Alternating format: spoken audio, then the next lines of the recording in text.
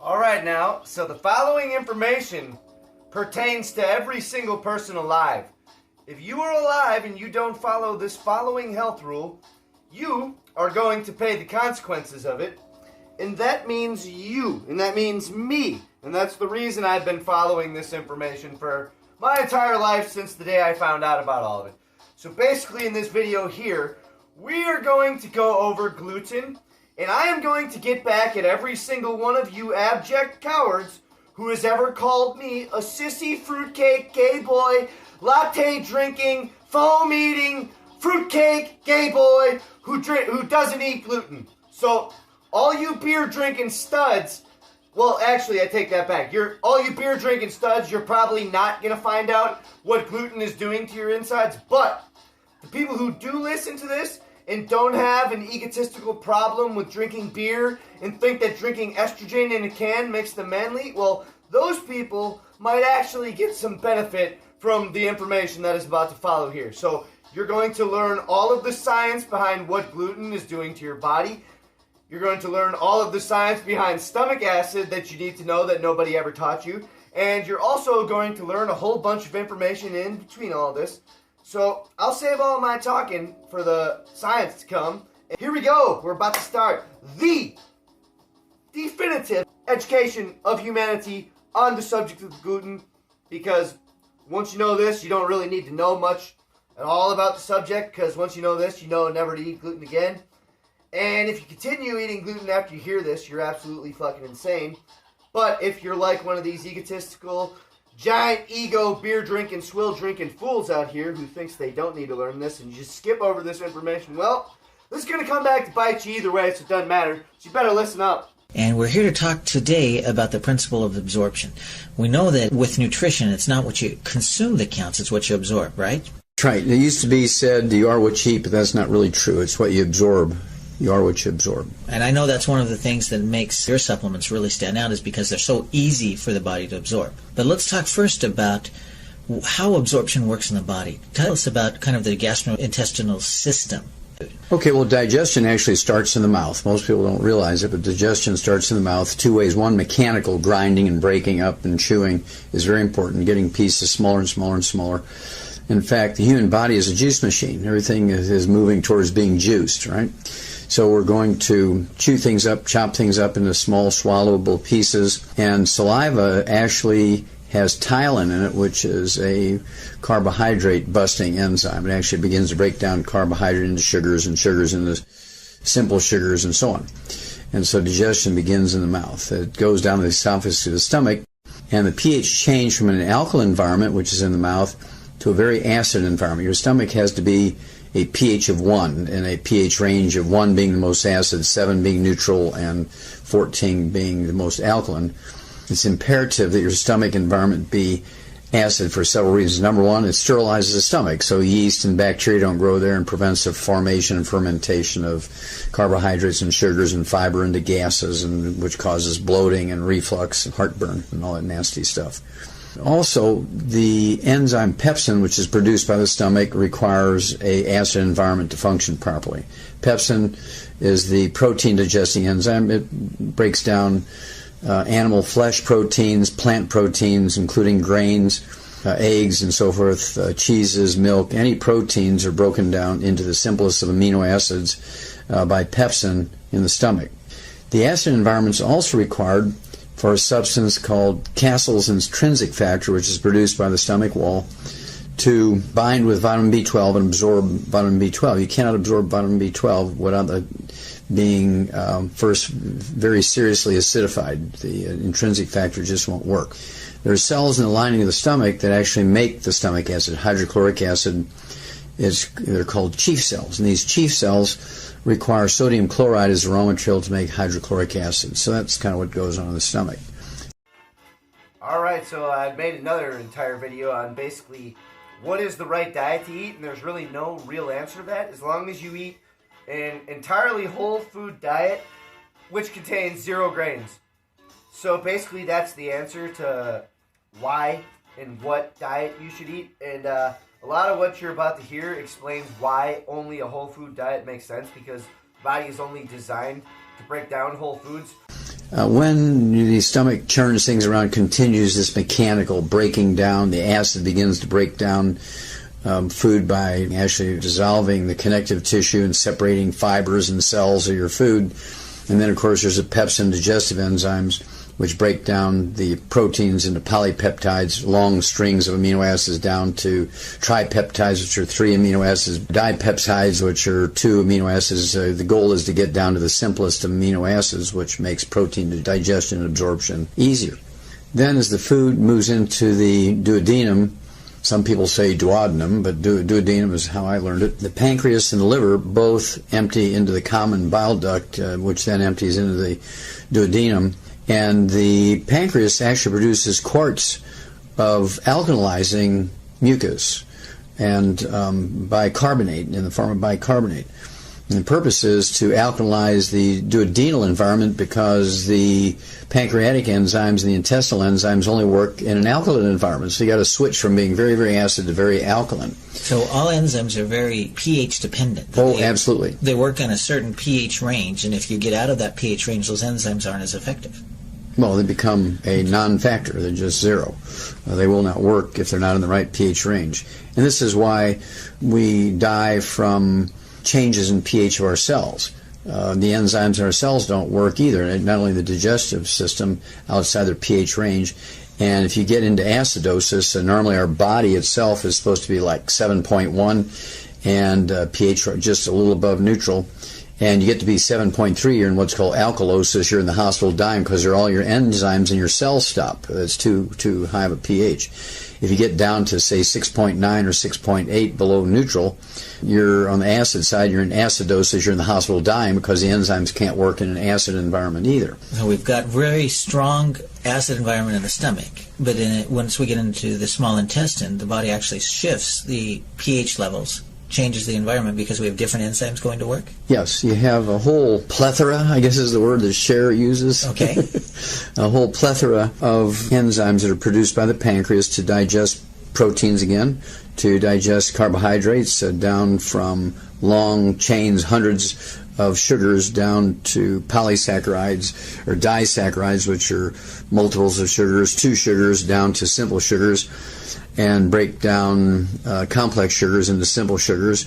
It also has lipases, all the enzymes that are produced by the pancreas end in the suffix ase, A-S-E, and so if there's a peptase, you know, that's a pancreatic enzyme. Like lactase we hear about for breaking down lactose. Exactly. So all the ACE means they're pancreatic enzymes that are digesting long chains of things down to their simplest components for absorption down the pike. Feed me, I'm hungry, and I'm itching to get in the kitchen, so let me consider what's in the refrigerator first. Ingredients needed: good eggs, wheat, and flour. For something salty, or maybe sweet and sour lemon. Fill my dishes with delicious fish and brown rice. Sounds nice, but I can't argue with barbecue. Unforgettable edibles, fresh fruits and vegetables, a tomato, tornado, a plate of mashed potatoes. So in this next part right here, we're about to learn a little bit about ox bile and bile salts and the role that bile plays within the stomach. So basically, like 99% of people can't efficiently produce bile, because he's going to talk about what you need to be able to do to be able to produce bile, and none of you can do that. So all of you have problems like with things like breaking down fat from meat. See, to break down meat properly, you have to have strong stomach acid. I've said this on camera a whole bunch of times now, and in this video you're going to learn about everything why.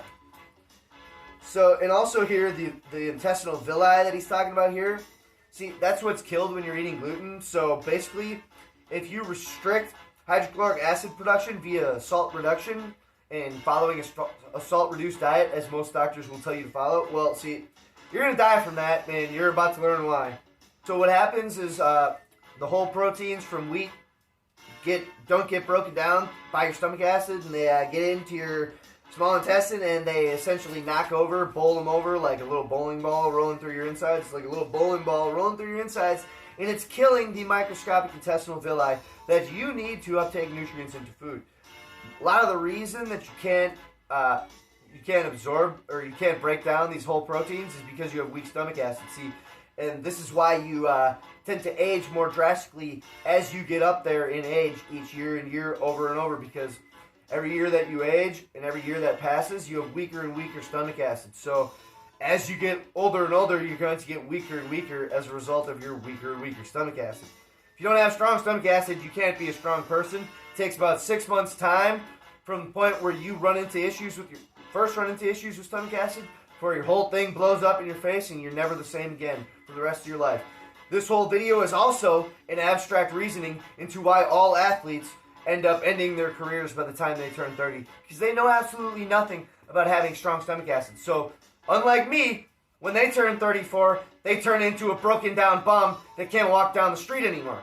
And me, I'm 34 and making all you guys look like a bunch of jokes. So this is the reason.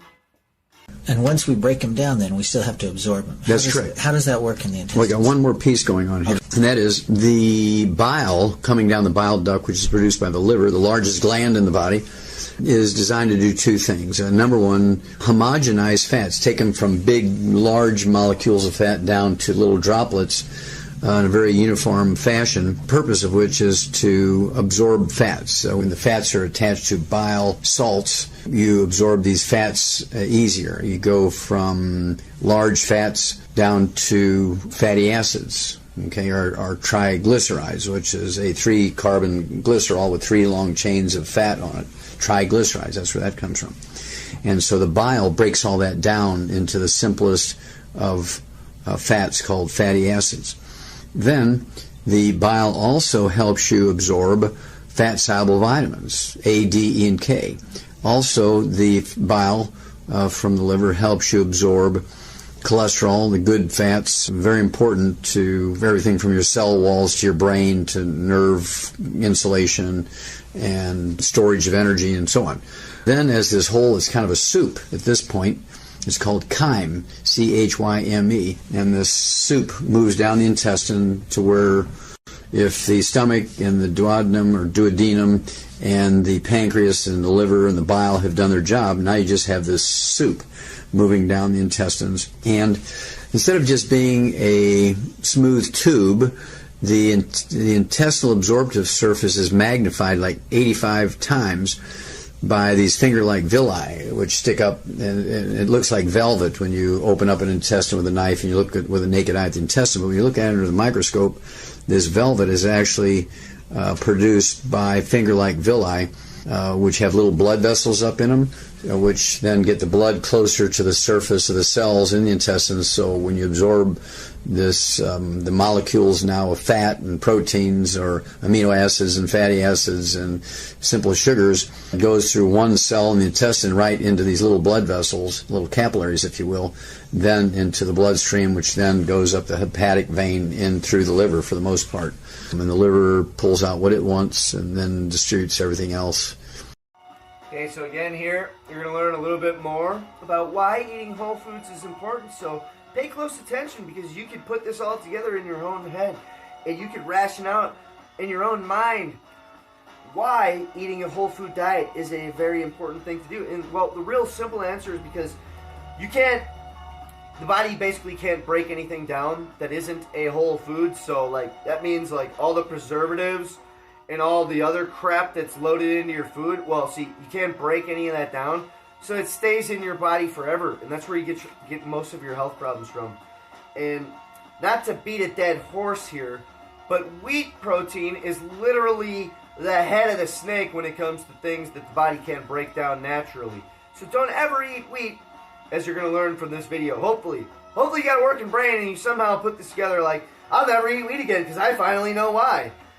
When we talk about these villi, I've seen slides, and it looks like almost like imagining a visual of carpet fibers, right? And That's on correct. each of these carpet fibers, then there are individual hairs that stick out. Microvilli. That actually, again, you said increase the surface area of the stomach by 85-fold. Yes, that's correct. And also they have a certain amount of muscle in them, so that there's this peristaltic waves of the muscle in the intestine squeezing things along, just like you would, take one of these large, long balloons, and you'd take your fingers and you would just kind of move say the narrow part of it down. You can, how these magicians do that with these long balloons, make little animals and things by moving the narrow piece up and down the balloon with their hands. Well, the muscles in the stomach do that, the muscles in the intestinal walls do that, and the muscles in these little villi do that. Additionally, there's a wave-like motion. In addition to this large muscular motion, there's also this wave-like motion of these villi that move things along. And also it opens up the space between the villi so more stuff, more of this chyme can get down in between them and be exposed to the surface area. Now, is that why when people have inflammation, it really decreases the absorption area? They get inflamed and food can't get down between there? That is correct. That's one of the things that happens when you have inflammation for any reason, whether you have an infection like salmonella, you get a salmonella infection, or you get food poisoning and everything comes out the other end because you can't absorb it. These little villi swell, as you can imagine. Right. They swell and it closes off that space in between them, as you point out. And even the tips of them get all inflamed and swollen, and so they cannot perform their function, or absorption is reduced to almost zero at that point. All right, so for this next part, we're kind of going to learn a little bit about probiotics and why probiotics are important. But we're not going to learn the full story on probiotics. There's a lot to this, and I'm going to add some resources in the description to help you with this. But you're basically going to learn from this is why probiotics must be properly encapsulated, because if they are not properly encapsulated in the manufacturing process, they're useless to the body because they get destroyed by the body's own digestive processes. But here's the thing. Probiotics will essentially do nothing for those with weak stomach acid. You can reason this out from listening to this on your own. But again, for those of you who take probiotic supplements and don't have any focus from another supplement on how to obtain strong stomach acid, and don't also focus on doing things from a dietary perspective, like never consuming carbonated beverages and never consuming gluten, well, see, this is going to explain why probiotics are useless for you. Because if you're continuing to eat foods that cause bacterial overgrowth in the small intestine, well, see, you can't have anything good happen to you from taking anything at all to do with making the small intestine healthier or anything in the digestive process healthier. Because if you don't have strong stomach acid in the first place, it's useless. Now, what's the role of the good bacteria in our intestinal tract? What does that do for our bodies? Well, the good bacteria, 99.9% of them are in the colon. They're not in the stomach, which is sterile if you have the right amount of acid. They're not found in the small intestine if you have the right amount of alkali. And so the good bacteria kind of survive. I mean, let's say you swallow 1 million probiotics, maybe only 20,000 get through your stomach because the acid kills them all. Right. Okay? Then out of the 20,000 gets into your small intestines, maybe another 10,000 die because of the alkaline environment. So that maybe only 10,000 make it to your colon. But when they get there, that's the perfect environment for them, pH-wise, oxygen-wise, and so forth. And they begin to flourish and reproduce themselves, and 10,000 will become billions. And what do they do? Well, they actually fend off bad bacteria by just being there and growing their presence. They're called commensals. They're just there. Most of them don't produce anything good for us, but their presence crowds out the bad guys. There's also a symbiotic relationship with some of these probiotics in that they produce vitamin C, they produce vitamin B12, they do all kinds of nifty stuff by producing certain vitamins. And this actually happens in animals in their digestive tracts as well. I always smile when vegetarians say, well, look, there's a cow and an elephant, and they eat grass, and look at them. Why can't we just eat vegetables? All right, for this next part, we're going to go over essentially ruminants versus humans from a digestive perspective. So essentially what you're going to learn here is never ever in your life ever let a vegetarian tell you that you can live upon only vegetables. You can do so, but it takes a hell of a lot more work than it's worth doing. And it's going to be an incredibly rough life. So if you want to listen to these vegetarian Looney Tunes, well, and you really got a big bad problem with consuming animals, well, you're gonna make your life a hell of a lot more of a struggle than it needs to be. And you're also going to learn why adding at least a quarter pound of red meat and a couple of eggs a day into your diet is pretty much the most brilliant health strategy you can have in life. These things are very universal because they're able to digest things that nothing else can digest. They can take grass, which is essentially useless to all animals. But what they do is there's 4 stomachs, and the first 2 are kind of mechanically breaking things down. But the 3rd stomach is called the rumen, and in a cow, it contains 40 gallons of fluid, and it's a big fermentative vat. It's kind of like making beer in there, right? And remember, I said that our whole digestive system is a juice machine, making things into juice. Well, a cow has this big 40-gallon rumen, R-U-M-E-N, fermentative vat is full of bacteria and yeast and fungus and viruses and protozoa. Now, what's the difference between a protozoa and a bacteria? Well, bacteria are plants. Protozoan are animals, and they have little villi, like little oars in a boat, and they move around with these little villi, and they consciously move from here to there, and they have pumps that move things around. They're little animals. And so it's this big vat that's breaking down the grass so that the cow can access the nutrients in it. That's correct, and that's a simplistic way of putting it. It's more complex than that, in that the enzymes produced by the bacteria and the fungus and the yeast break down the grass, which is cellulose primarily, like a heavy fiber, and it breaks it down into carbohydrates and complex sugars and then simple sugars. Well, then other bacteria take those simple sugars and ferment them and add nitrogen to them and turn them into amino acids. What happens now, here's these paramecium, these protozoa, which are animals, not bacteria, not plants. And so now these protozoa, these little animals, can actually take these amino acids and turn them into protein for themselves. Okay. Then they also can take inorganic minerals and convert them, the bacteria turn them into chelated minerals, which are inorganic minerals that are combined with the amino acids, right? Now these little protozoa can use them, minerals for themselves, and then the cow eats the little animal. Right. Goes into the 4th stomach. So in the end, the cow is a carnivore. The cow is eating little animals in the 4th stomach called an abomasum. So the cow is eating grass to feed the little animals. Yes, now you got it. All right. And that's why the theory of vegetarians is incorrect. Okay. Because we cannot survive eating vegetables. Okay. So cows and all ruminants, whether they're a giraffe or a wild cow or sheep or goat or deer or a moose or a yak or muskox or any of these 4-stomached animals, the common thing is, you hit it exactly right. They're eating this grass to feed the little animals, which they then eat. Wow.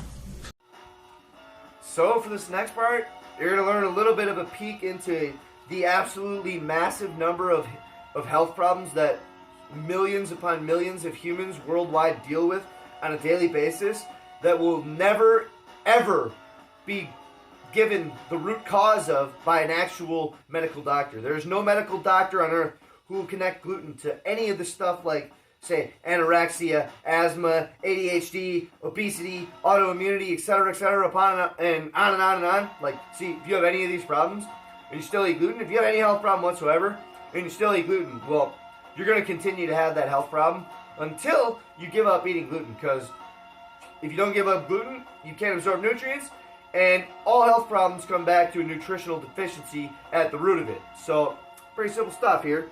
Oh, and the only thing I want to add here is on the last part I said adding a little bit of meat and eggs to your diet is an incredibly brilliant health strategy. Well, see, there's a little caveat to that. You can't destroy the cholesterol that you consume, and then you can do that in a huge number of ways. So I'm going to link to you in the description some videos you need to learn about how not to destroy cholesterol and how to make eating red meat healthy for you.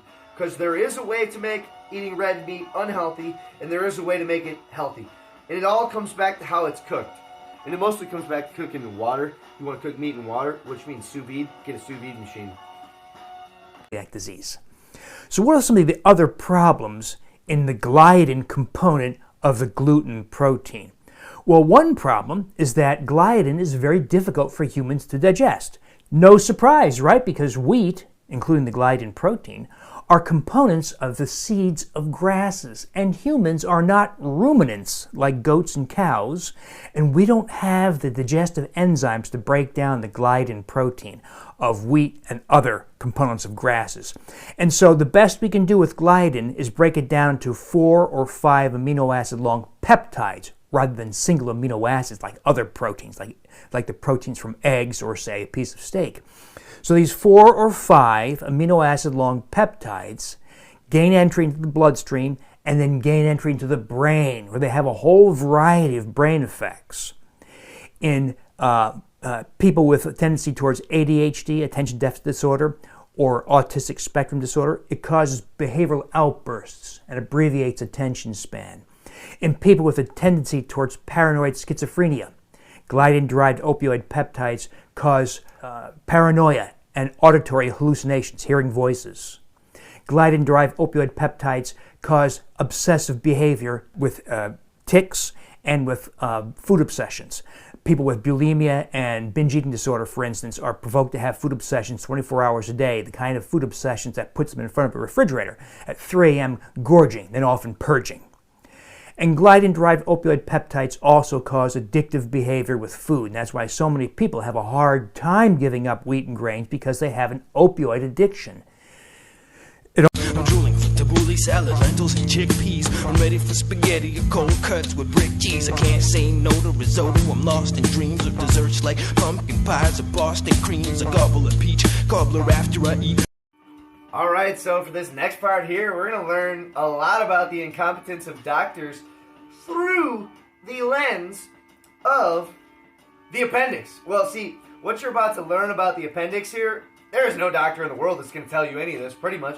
Guy you're listening to is about the only doctor in the world you're going to tell, listen, who you're going to find is going to tell you any of this. So, what you're about to learn here, like, if you've ever had your appendix removed from your body, well, your doctor should be sued for incompetence, but the thing about that is you really can't do anything about that, because just because he doesn't know this stuff, you can't sue him for incompetence, and it was all of your own dietary choices that led to your appendix coming out in the first place. See, the only people who have to get their appendix taken out are people who eat a diet very rich in sweets, essentially. Well, simple sugars, like I mentioned earlier in the video. You eat a diet rich in simple sugars, well, good chance you're going to end up getting your appendix removed at some point in your life. Is there anything else that we need to know about what that good bacteria does? And I'd like you to mention a little bit about the appendix, because most of us have been taught that the appendix is just, something in there that we don't know what it's good for. Maybe the good Lord put it in there so surgeons would have something to take out, right? But, well, that's what they think, I'm sure. But I know that there's a reason for it. Well, there's multiples of reasons, but one of the main ones is, you've all heard of T cells, right? Right. T cells.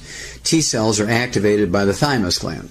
That's why they're called T cells, T for thymus. Yeah, often killer T cells are part of the immune system. You got it. And they can't function until they're activated. The switch is turned on when they flow through the thymus. Okay. That's why they're called T cells. And if you surgically remove your thymus or you kill it with radiation, you'll never have active T cells. You'll have lots of T cells, but they won't be activated and can't do anything of any consequence for your immune system. Well, there's another set of white blood cells that attack foreign invading bacteria and viruses and fungus and things, cancer cells. They're called B cells, and they're activated by the appendix. Well, wait a minute. If you have T cells that are activated by the thymus, you can understand T for thymus, T for T cells. Why would you have the appendix activating B cells? Well, that's because they first realized this in the bursa of Fabricius in chickens, which is the appendix in chickens, called the bursa of Fabricius. A fellow by the name of Fabricius figured it out, that these cells, these defensive white blood cells, are activated by the bursa of Fabricius in the chickens, and so he called them B cell for bursa. Okay, so if somebody doesn't have their appendix because they have you cannot activate the B cells, so you lose a significant portion of your immune system. You're going to learn more or less how allergies are developed, and again, this is going to be some scientific stuff that pretty much nobody will ever talk about, because almost nobody ever knows this. The only people responsible for the human body and the health of the human body are medical doctors. And medical doctors don't study a single fucking word of this shit here. So, if you ask them about any of this, they don't know a goddamn word of this. But if you ask them what drug to take, well, see, that's where you get your expert answer from. So, if you want to live a life where you're not on drugs for your whole life, well, you might want to pay attention to this. Oh, and this pretty much also explains why stomach acid is the key to health, if you pay real close attention, and also why salt is the key to all life. Go forth. Be salt. Then we need to look at our body's ability to digest it. And since it starts in the mouth and in the stomach and we need an acid environment, what are some of the things that our bodies need to produce acid? Now you mentioned, like, we need NaCl, table salt, right? Yes, NaCl, sodium chloride. Right? Mm-hmm. And chemically, HCl, hydrochloric acid, has the same chloride ion that salt does, right? That's correct. So Do we need to have salt in our diet in order to make hydrochloric acid? Blake, it's an essential nutrient. You cannot live without sodium chloride. Anybody who says you need to restrict salt should be put in jail for reckless endangerment. This is what acidifies your stomach, and people who do not consume salt will set themselves up for many, many, many diseases and increase their risk of allergies because you can't break down proteins into the simplest of amino acids. These dipeptides, 2 amino acids, tripeptides, polypeptides, multiples amino acids become allergens. You can absorb them in your bloodstream, but your body recognizes them as oranges or beef or eggs, and so what happens is you get allergic to those foods when you cannot fully digest them down to the simplest of amino acids. They're treated like foreign invaders. Exactly, so it's a real hazard. And so it's imperative that you have stomach acid. There's actually specialized cells in the stomach called chief cells. You actually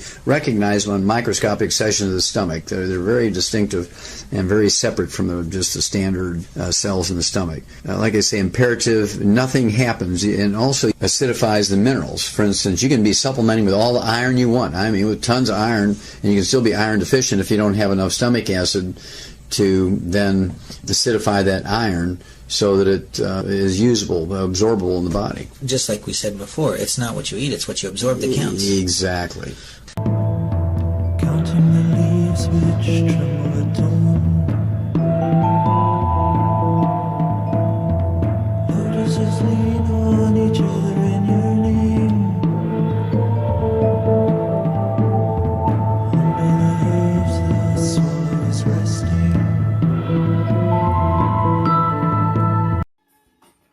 So with this one, we're going to go over, well, he's going to go over how the wheat plant has been hybridized by farmers and the unintended consequences that this has caused on humanity. And the most famous of these eugenicist scientists that used to be credited with helping humanity save billions of lives is a man named Norman Borlaug, who by his own quotations is a eugenicist. Okay, so the modern dwarf wheat strains that they're talking about in the video here, well, see, they're wholly new forms of protein which are problematic to the human body. They were created by the manipulation of the wheat genetics done by Norman Borlaug in the I forget when he did it actually. I think it was the 60s and 70s, but so Norman Borlaug used to be credited with saving billions of lives on planet Earth, and it's now known that he's a eugenicist monster now that we know the science about what this new dwarf wheat strain that he created does to the human body. More and more people are saying, hey, low salt, low salt, low salt, because we've heard about it from doctors. What does that do when we have more grains and we've decreased the body's ability to break it down? Well, that's about 16 questions. And so basically, you have to appreciate that the hybridization of all things in agriculture is designed to increase yields. More, as you say, the word more robust and able to fend off enemies like bugs and smut, which is like fungus and things of that nature. Grow in environments where it couldn't grow before. Maybe, but also what happens is you give up something when you hybridize a plant. Anytime you inbreed it or hybridize it, you're giving up something to get something. In the case of better defenses, defend off, again, yeast and bacteria and fungus and viruses that attack the plants so you don't have to use pesticides. You're able to grow them in a more organic sort of way. You're avoiding more chemicals so it's not intended to be a bad thing to hybridize them, because if you build a plant that can fend off bugs and bacteria and viruses without the use of chemicals, that's very good. Right. Unfortunately, there's always unintended consequences. One of the unintended consequences of hybridizing wheat, for instance, is the reduction in protein. Back at the turn of the 20th century, depending on the strain of wheat, the species of wheat, you had anywhere from 13 to 17% protein. Well, today it's about 3% protein. So the amount of protein goes way down by hybridizing grains to fend off parasites and bugs and so forth. And as a result, it's almost all carbohydrates now and very little in the way of protein. And so this is why in the livestock industry we had to come along with soybeans to add to animal feed to raise the protein levels, because grains, greater yields in terms of tons and bushels per acre, doesn't have enough protein for them. And so we had to add the soybeans to bring the protein level up to satisfy the need for raising livestock, either for reproduction or fattening in the feedlot for steaks and chops and so on. So That's one problem. Another problem is that the ancestral form of wheat, called einkorn wheat, that's the pre-biblical form of wheat, had only 14 chromosomes. But over the many thousands of years, the wheat plant has a very peculiar tendency to combine chromosomal units over and over again. So this doesn't happen in humans, right? If you have 46 chromosomes and your partner has 46 chromosomes, you have a child, an offspring. That child does not have 92 chromosomes, right? That child has 46 chromosomes, just like you and your partner. Well, plants like wheat don't have to follow that rule. Ancestral einkorn wheat had 14 chromosomes, but einkorn mated several times with other wild grasses, because that's what wheat is. It's a wild grass, or was a wild grass, no longer. And it acquired the chromosomal contents of 2 other grasses. And modern wheat, so-called triticum species, have 42 chromosomes, 3 sets of 14 chromosomes of various varieties. It means that the number of gliadin proteins coded in modern wheat are much more plentiful. There are many different forms of gliadin in modern wheat, increasing its potential for adverse effects, including provocation of celiac disease. So what are some of the other problems? Breaking the darkness, waking the grapevine. One inch of love is 1 inch of shadow. Love is the shadow that ripens the wine. Alright, so you're going to learn a little bit about intolerance. And see, the key to this whole wheat thing is that it's an intolerance and not an allergy. If you go to almost any medical doctor on the planet, they're going to test you for a wheat allergy, not an intolerance. They're 2 entirely different things. Okay, and you're also going to learn from Dr. Davis about what tests to get if you do suspect that you have a serious problem with gluten, and what tests you should actually have done by a doctor instead of a wheat allergy test. But see, in my opinion, this is pretty much useless, because all you got to do is know, never eat gluten again, no matter who you are. You don't have to get a test to know that you have wheat protein in your bloodstream. See, you just have to know to never eat gluten, because it's going to destroy you no matter who the hell you are and no matter what the hell you do. It's literally impossible for it not to happen. So just don't eat it. Well, intolerances are different. As you point out, there are contact things. A lot of people who can't wear certain metals in rings and jewelry and bracelets or watches or eyeglasses, called nickel, will set up almost like an eczema where that metal touches. That's a contact allergy. Another one I like to use as an example is poison ivy. If I have a theater with 1,000 people in there and I test them for a poison ivy allergy, I guarantee you nobody in there will be allergic to poison ivy, because they're not eating it every day and so on. On the other hand, I guarantee you they're all intolerant to poison ivy, because poison ivy actually produces and releases a toxin to defend itself against foreign invaders. It fends off bugs. You never see bugs eating poison ivy. Right. Okay, you never see animals eating poison ivy, because after one time they won't do it again. Right. And that's its defense. That defense, that intolerance to that toxin or that poison or that contact poison that's produced by the poison ivy, it makes your skin have almost an eczema, dermatitis, or psoriasis-like reaction. Now, the same thing happens when you consume foods you're intolerant to. Not allergic to, but intolerant to, because this food will produce a contact intolerance, contact allergy, if you will. You don't have to absorb it to react to it. Right, so it's a contact allergy, not necessarily just on the skin, but contact with the intestinal lining. Yeah, and I don't like to use the word allergy, because it's not a true allergy, and people, well, we tested you for a wheat allergy and you're not allergic to wheat, but you're still going to be intolerant to that gluten, okay? And so you have to really use the correct words here, otherwise people say, oh, my doctor tested me for wheat allergies and I'm negative. Well, you can still be negative to wheat allergies and be intolerant to wheat proteins. Okay. Well, it's 2 totally different things. Good food. I eat a lot of popcorn or pop kernels at the pot bottom. That's nobody's fault. I chew extra on the unpopped kernels, then wash it all down with tap water, not sternal. So we're going to continue with the beating of a dead horse and talking about the role stomach acid plays in regards to wheat protein. But the thing we're going to cover here is pepsin specifically, and what pepsin does inside of the stomach to ensure that you can break down protein. So we'll see here, you already can't break down wheat protein no matter who you are, no matter what you do. But the weaker and weaker your stomach acid, the less and less you can break down this protein.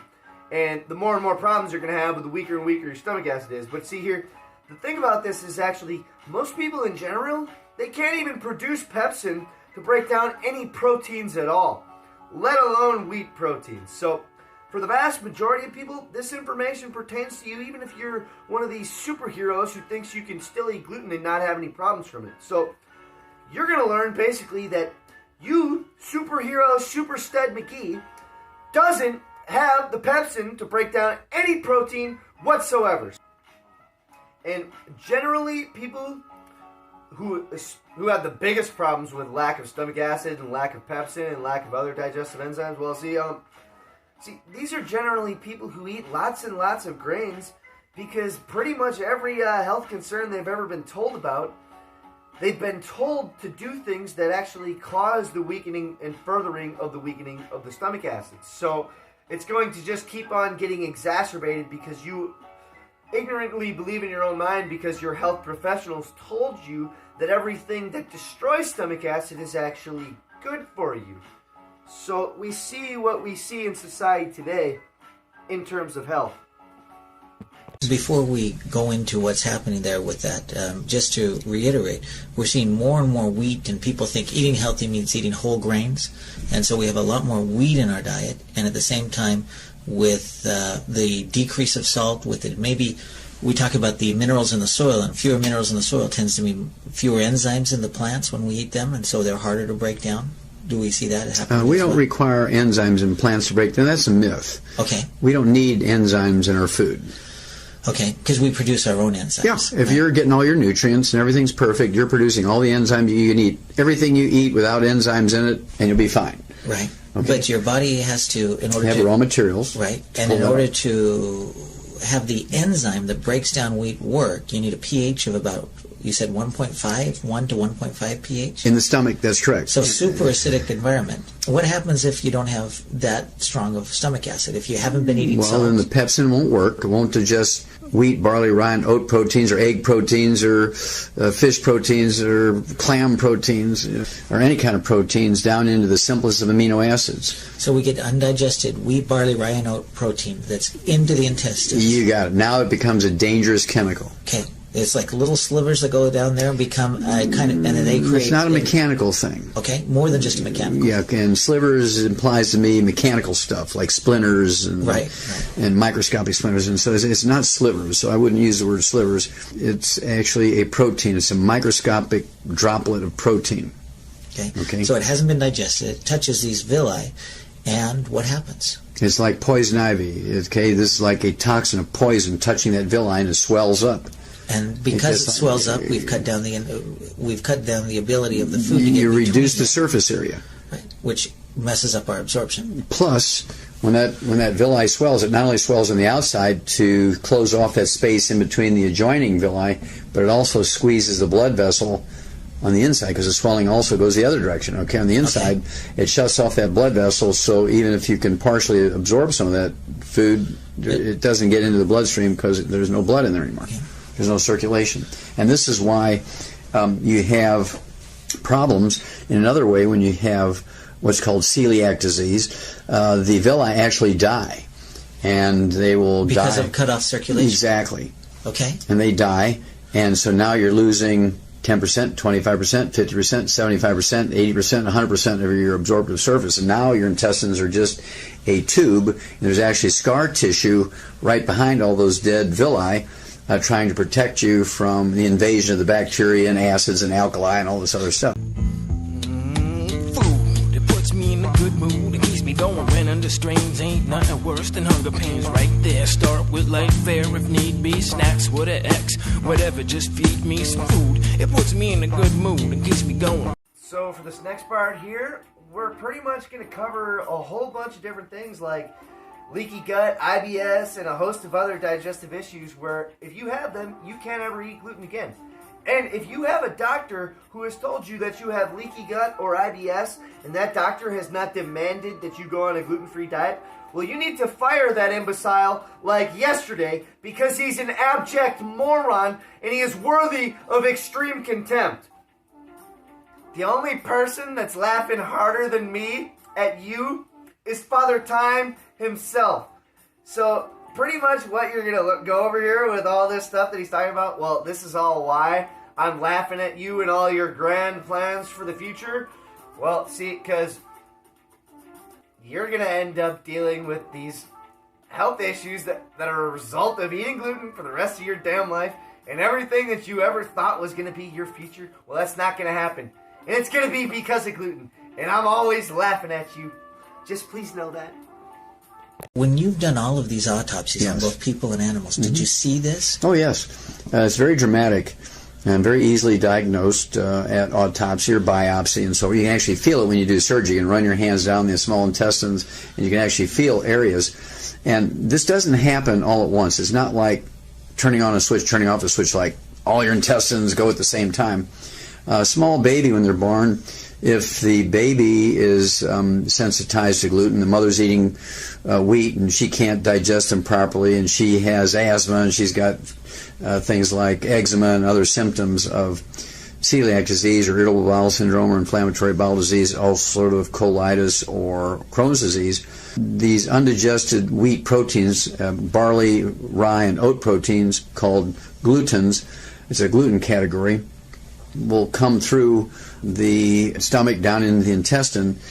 It will actually touch those villi. They will begin to become, and they actually act as a poison. So those villi shrink, swell up, and there's scar tissue that's formed there. And when this happens, you get, it's almost, again, like eczema on the outside, and your intestines will crack and seep fluid and serum and stuff, and it's a mess in there. Is that leaky gut syndrome? Yes. We hear about? It can be called leaky gut syndrome, is another name for it. Okay. And doctors will call it leaky gut syndrome, but they won't really make the connection that it's caused by this gluten intolerance. Okay. So, unlike what a lot of people would like to be the case, there's never going to be any magic bullet to health.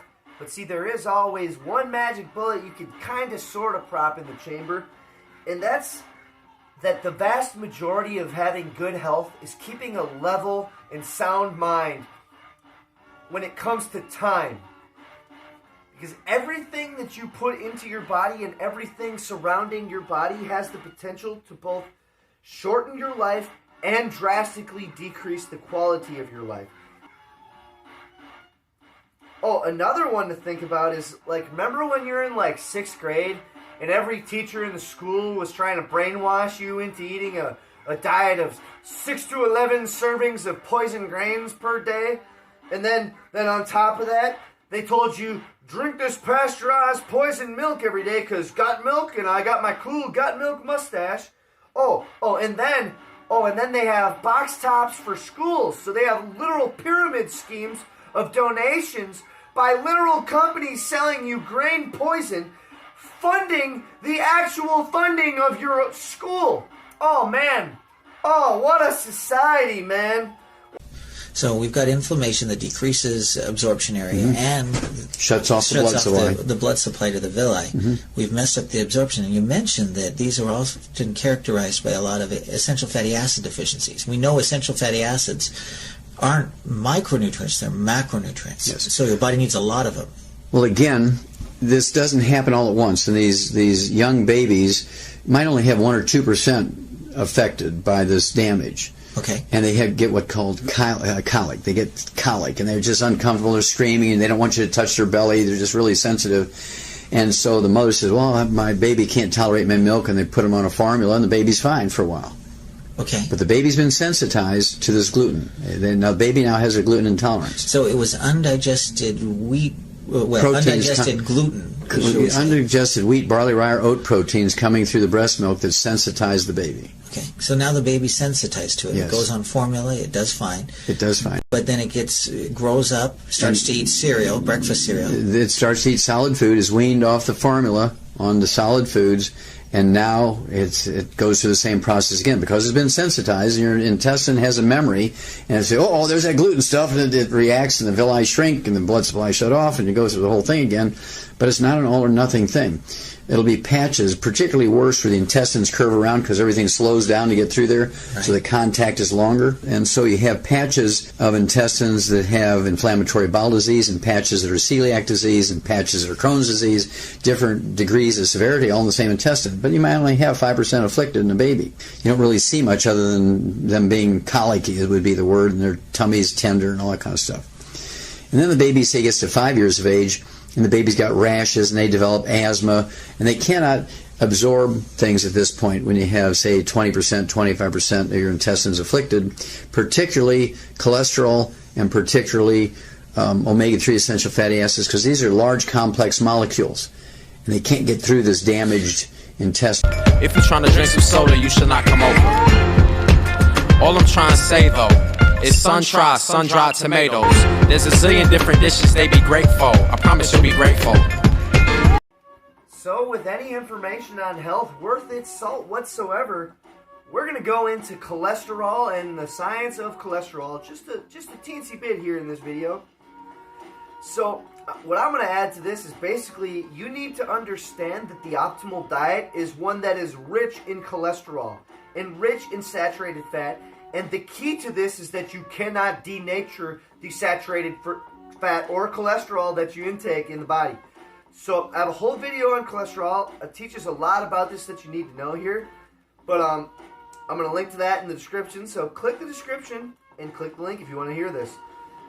But part of the reason for this is because when you gorge on cholesterol-rich diets, you don't crave junk food, because cholesterol-rich foods like, say, red meat or eggs, they naturally satiate the body from all nutritional perspectives. The egg itself is known as nature's multivitamin. That's because it's filling out almost the entirety of your nutrient needs, covering all minerals, almost all amino acids, all vitamins, etc., on and on. So it even covers essential fatty acids, so there's almost nothing you can't get from an egg. That's why it's essential to eat a lot of them a day. I eat 6 a day myself. Dr. Wallach recommends to eat six eggs a day himself as well. That's where I got the recommendation from. He has not let me down once yet. Not even once. Actually, he's my all-time hero. He's literally my all-time hero. I'll kiss this dude. I would kiss him on the mouth if he let me. He wouldn't though. He'd fucking punch me in the mouth, and I would punch myself in the mouth too.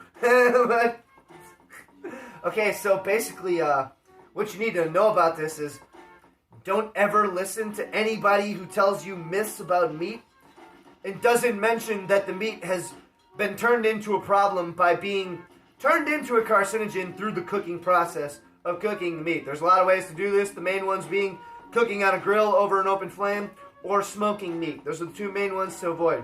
But we got resources in the description for you to learn all about this.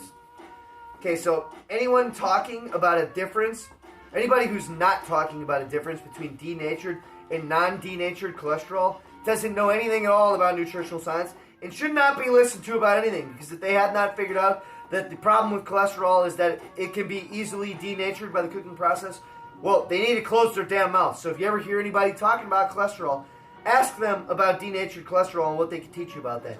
If they don't immediately mention the word heterocyclic amines or polycyclic aromatic hydrocarbons, they're an abject fool. So use that as your litmus test. A lot of people don't understand that cholesterol is an essential nutrient. Yes, cholesterol. Sure, Blake. Cholesterol is an essential nutrient. It makes up a significant portion of the cell wall of each cell. It makes up 95% of the steroid hormones in your body, from your adrenal gland, from testosterone, estrogen, progesterone. It's also necessary as a raw material for myelin, the fatty insulation material in the brain and some of the peripheral nerves. And this myelin in the brain makes up 75% of your brain weight, and it's almost 100% cholesterol. And so somebody who would say to me, oh, my doctor's jealous because my cholesterol without medication is 90.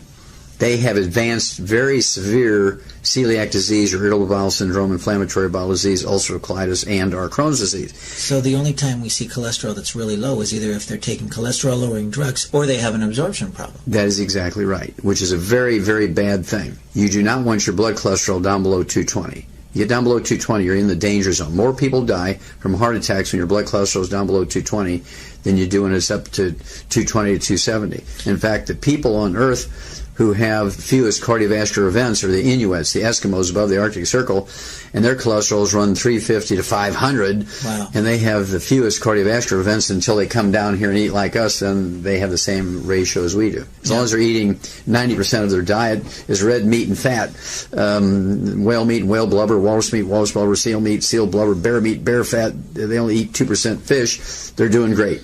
Yeah. But they come down, they get a lot of grains, they develop absorption problems. And they're stir frying and frying, right, and they get exactly. They fry stuff and they clog their arteries because of the inflammation caused by the bad fats contacting the artery walls, and they get arteriosclerosis. This is a song about vegetables. They keep you regular. They're real good for you. Call any vegetable, call it by name. Call one today. So about roughly 12 or so years ago now is the first time I ever heard this lecture. And what he's talking about was the dead giveaway that this was going to be the end-all, well, not quite the end-all, but the cherry on top of everything else I learned from him. Because what he's talking about is exactly what I used to have. The splits in your skin thing. I used to play basketball in like November when I was a little kid. I'd be out in like November in like 38-degree weather playing basketball. Both of my hands would completely, they would be just covered in slits all the way up into my wrists. It would be the most painful stuff imaginable. I see this on people all the time. So like all these dry skin issues, I can immediately diagnose it as a gluten intolerance immediately. And pretty much everything else that he's going to go over here that is a sign of if you had these cholesterol deficiencies, well, you got these, you got to do something about it. Now, because if you don't do that now, it's going to avalanche into serious problems like maybe say when you're about 62, you won't even know where you are because you'll have dementia. That's the type of thing that this is going to avalanche into for you if you don't do something about this right now. Yeah. For the people listening to this recording, I know one of the things that we often talk about as a sign to how you can tell if you have a cholesterol or an essential fatty acid deficiency is if you ever go in a room to get something, and you get to that room and you can't remember what it is you went to get, that could be a sign. That could be a sign. You can also get cracks in your heels. You can have dry skin. You can have eczema. You can have cracked cuticles. You can have hangnails. All splits in your skin. And you see this, actually, all these things from gluten intolerance are worse during the wintertime. Always worse during the wintertime. Because our bodies obviously need more essential fatty acids to keep the moisture in during the wintertime when it's cold and it's dry. Well, that might be a factor, but the main factor is during the wintertime you eat more pasta, more toast, more oatmeal, more pancakes, more waffles. During the summertime you're eating more fruits and vegetables because they're available. Okay. And so we change our dietary pattern during the wintertime, and so if you have a gluten intolerance, you're taking in more gluten during the wintertime, and the disease becomes more severe during the winter. So it's an increase of irritants. It's an increase of irritants. You got it. So some people don't go for prunes. I don't know. I've always found that if they... Call any vegetable. Call any vegetable. Pick up your phone. Call any vegetable. Okay, so for this next part, we're basically going to learn why it's essential that you stay on a gluten-free diet for the rest of your life. I constantly tell people this, like, you can't eat gluten for any reason at all for the rest of your entire life. And now, I'm pretty harsh when I say that, but what I will have to tell you is that I myself took roughly about a year to fully commit to a gluten-free diet. So I understand a grace period of roughly 6 months to a year for you to fully adjust to being on a gluten-free diet. So for anybody listening to this, you do have a bit of a grace period to adjust to this. It's not something you absolutely explicitly have to do overnight unless you have a very, very, very serious health concern. For some of us, we can slip up and occasionally mess up in the first year or so of attempting to do this. But what you need to understand is what the slip up is going to cost you. You're going to set yourself back in your recovery of your intestinal capacities, and you're going to cause damage that you don't need to be causing. So the more you understand what he's talking about on why you shouldn't ever slip up, and because the body remembers the damage that's done by gluten, well, the more you can pound it into your head that you have to keep living like this for the rest of your life. Well, this part is why. So get it in your head like I have. Of irritants, then maybe the reverse would be true. If we get rid of all the things that are irritating the intestines, then do the intestines have the ability to heal themselves? They actually do. Just like your skin, when you cut your skin or burn your skin, it's able to heal itself. It rebuilds itself very quickly, has the capacity to do that. Your intestine has the same capacity. So if you go on a macrobiotic diet, aka gluten-free diet, and the macrobiotic diet was actually created during the 1700s in Germany. The Greeks 2,000 years ago actually knew about celiac disease. And they figured out that when you give up wheat, barley, rye, and oats back 2,000 years ago and eat more rice and corn and beans, lentils, millet, and so on, and things like that, that the disease went away. All these problems went away. And then you started eating wheat, barley, rye, and oats again, you had this problem. Well, in Germany, they created this macrobiotic diet, which is also known as the brown rice diet. There's no magic in the brown rice, but it's the fact that you give up wheat, barley, rye, and oats. So if somebody wanted to go gluten-free, one of the suggestions you could make is look at that macrobiotic diet and not focus so much on what you can eat, but look at all the great things you can. Exactly. Call any vegetable, call any vegetable, and the chances are good. All the vegetable will respond to you. Okay, so this next part here is basically why you should pretty much never listen to the vast majority of people who tell you to eat a carnivore diet.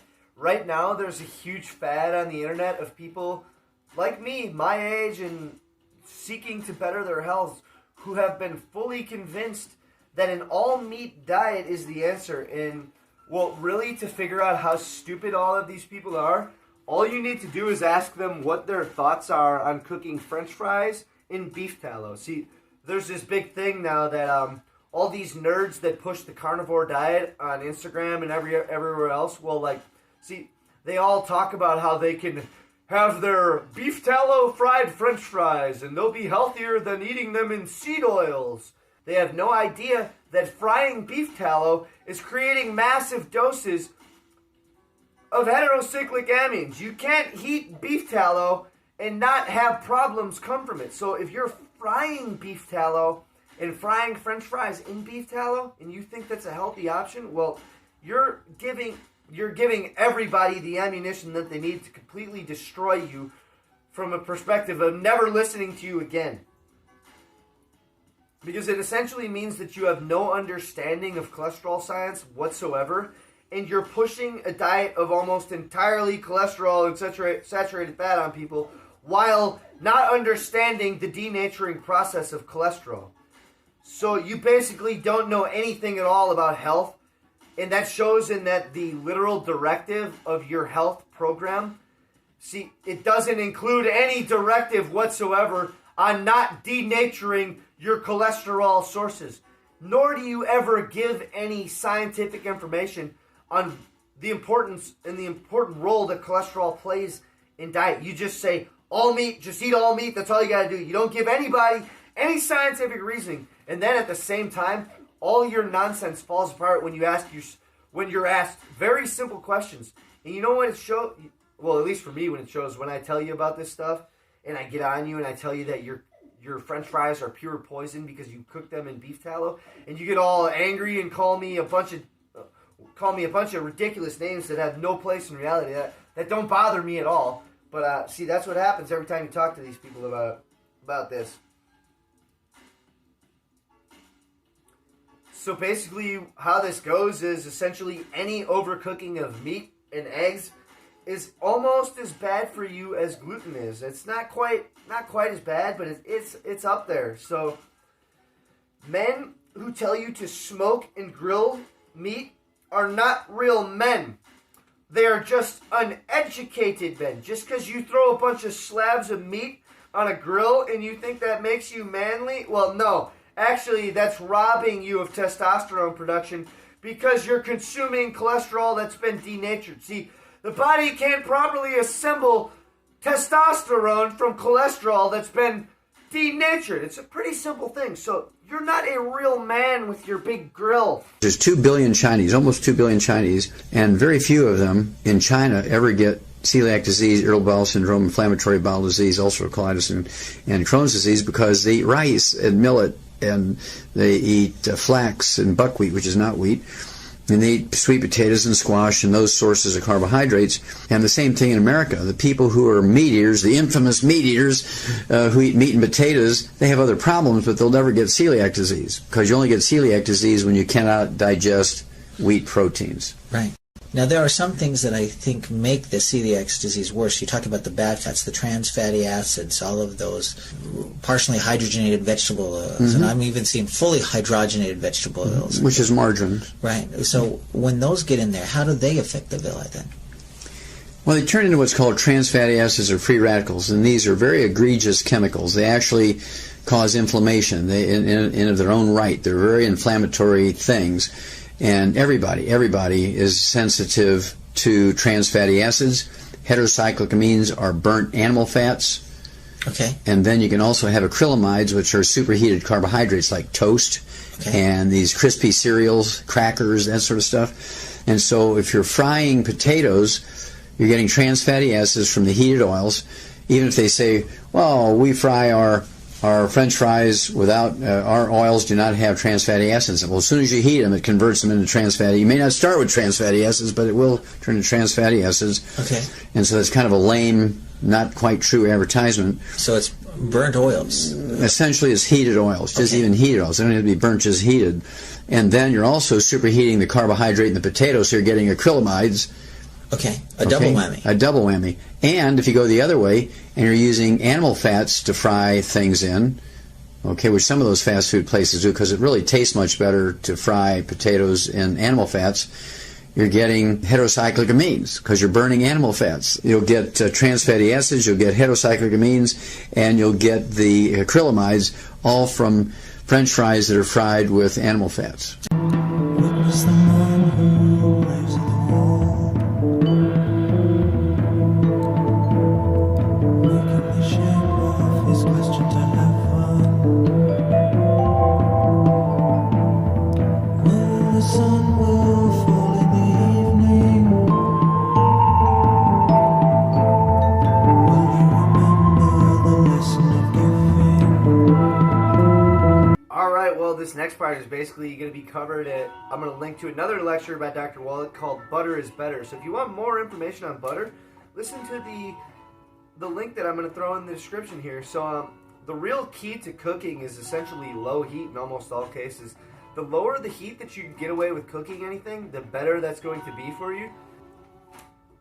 So essentially there's a lot of base rules to follow on health, and pretty much all of them boil down to the elimination of oxidative input into the body.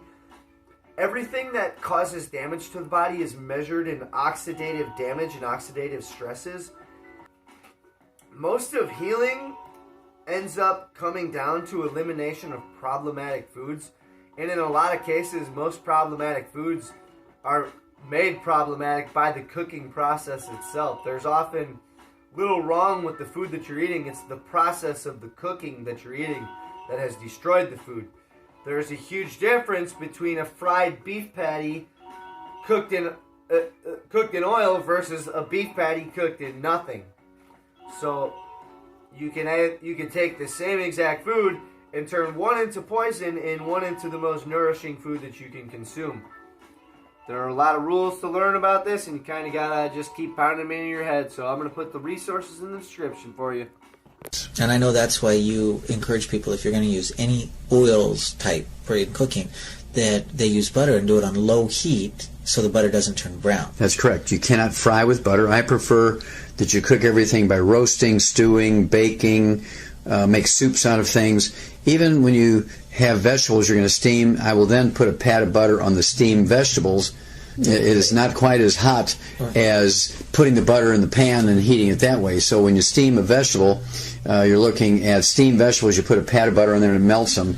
That's a much safer way to use butter. I just don't like cooking with butter except soft scrambled eggs. Right. And when I soft scramble an egg, I like to put the skillet or the saucepan in a very, very low temperature that I can put my hand on that saucepan before I put the butter in there for 10 to 30 seconds. It's going to be warm, but I can keep my hand there. It's not going to burn me. Okay. Then you can put the butter in. It's not going to hurt it. Okay. Make cheesecake. Everybody wants a lot of avocado. And a chicken enchilada. Watch man wolf down. 4-pound minimum. A chocolate chip cookies, a rice pudding with cinnamon. I'm starving for fried calamari with seaweed. Trying to save room for strawberries and kiwi to satisfy. It'll take more than a little plate of French fries.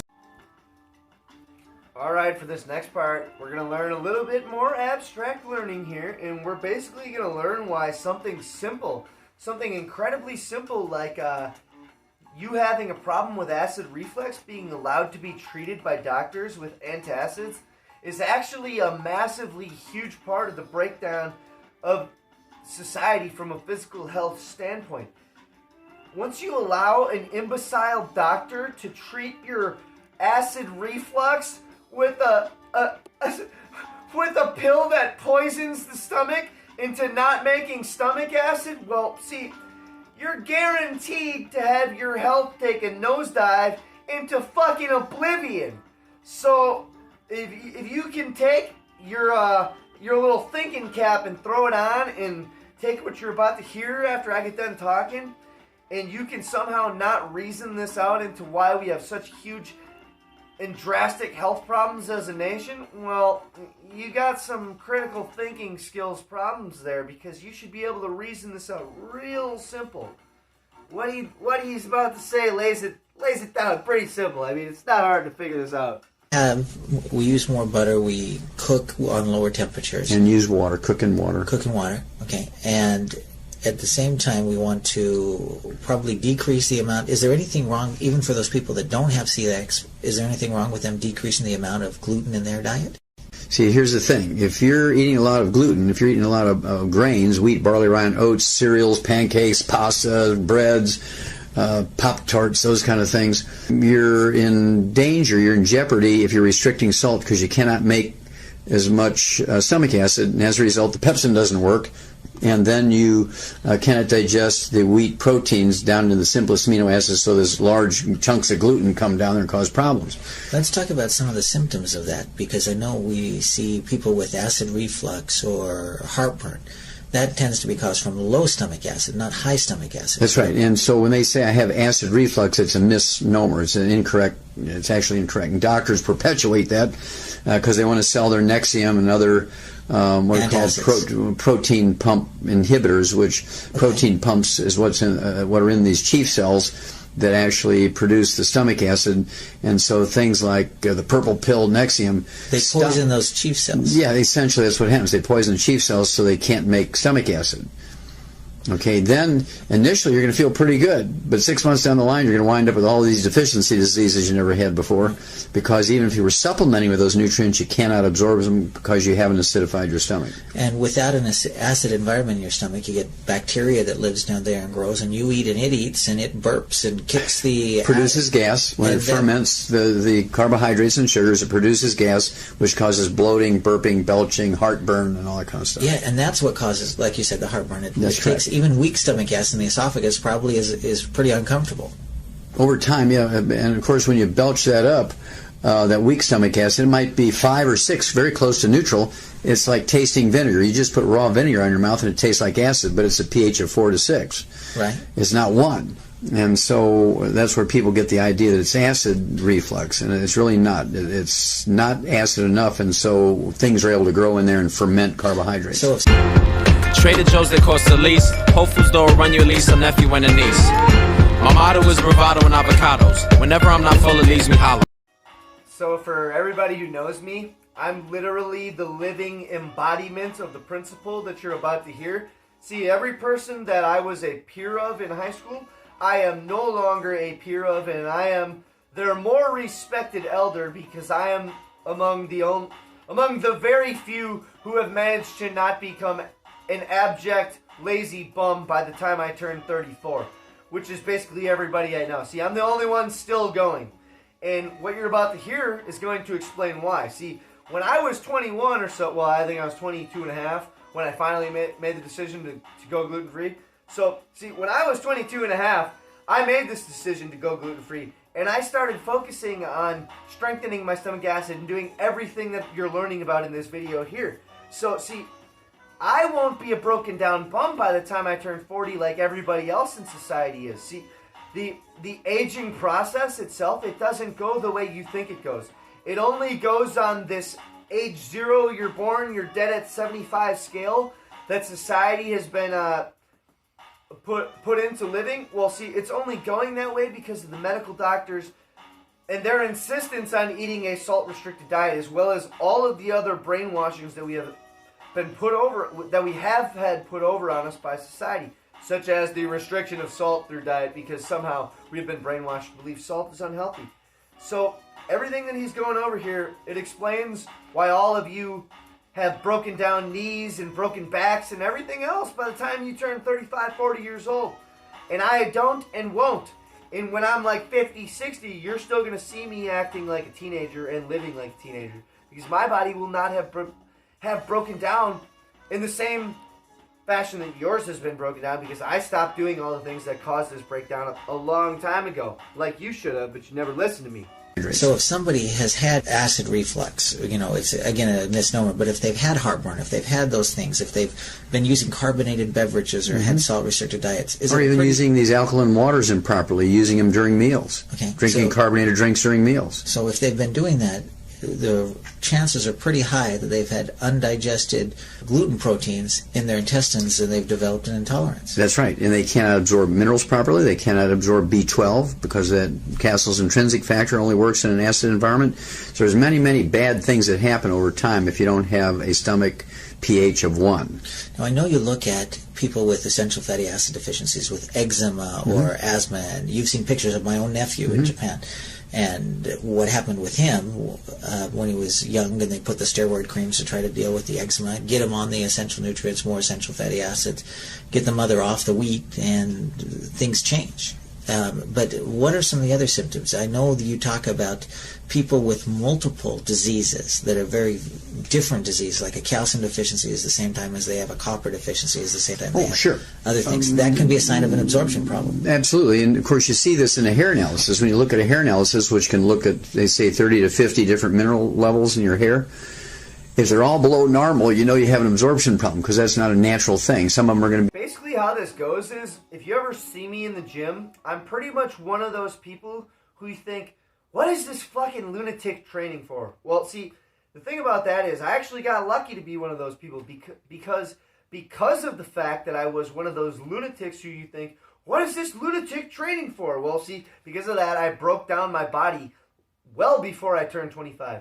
I was pretty much an arthritic cripple before I started doing all of this. So like I mentioned before, I was 22 and a half or so when I started all this. Well, see, before I was 22 and a half, I became an arthritic cripple because I beat the ever-living shit out of my body. So essentially what happened was I used all of this exact information that I'm linking you to and teaching you about through this recording here. Well, see, I used all of this information to reverse all of my health issues. I was a serious arthritic. I dealt with migraine headaches on a daily basis, and I also had serious digestive problems. So like, I already reversed all of these problems and have aged graciously, incredibly graciously, ever since I have implemented all of which I have implemented into my life to end these health problems. And basically how I did that is by learning all this information and taking it to heart in an extreme manner, in a way that I will literally forsake all friendships if you try to get me to not follow this information. See, instead of being a broken down cripple at 40, I just won't be friends with you. But see, a lot of people can't be, they'll be peer pressured into becoming a broken down cripple by the time they turn 40. So, I don't know, if you're easily peer pressured, maybe this isn't for you. You know, it should look like a stock market chart. But if everything's below normal, if you're just kind of like a flat line, that means you're not absorbing. Okay. So you can actually use a hair analysis as a non-invasive, very economical test. Now, other things we see is we talk about if you've got a lot of bad bacteria in your colon, you get a lot of smelly gas.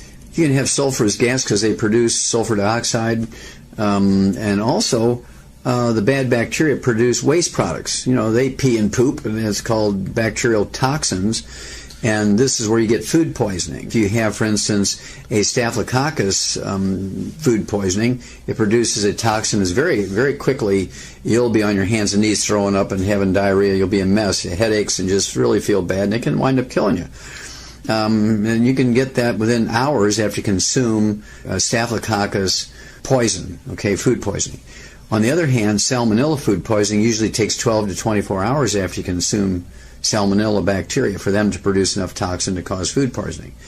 And so you can tell without even doing the culture whether it's a staph or a salmonella based on the timeline. Yeah, the timeline when you eat something and when the food poisoning occurs.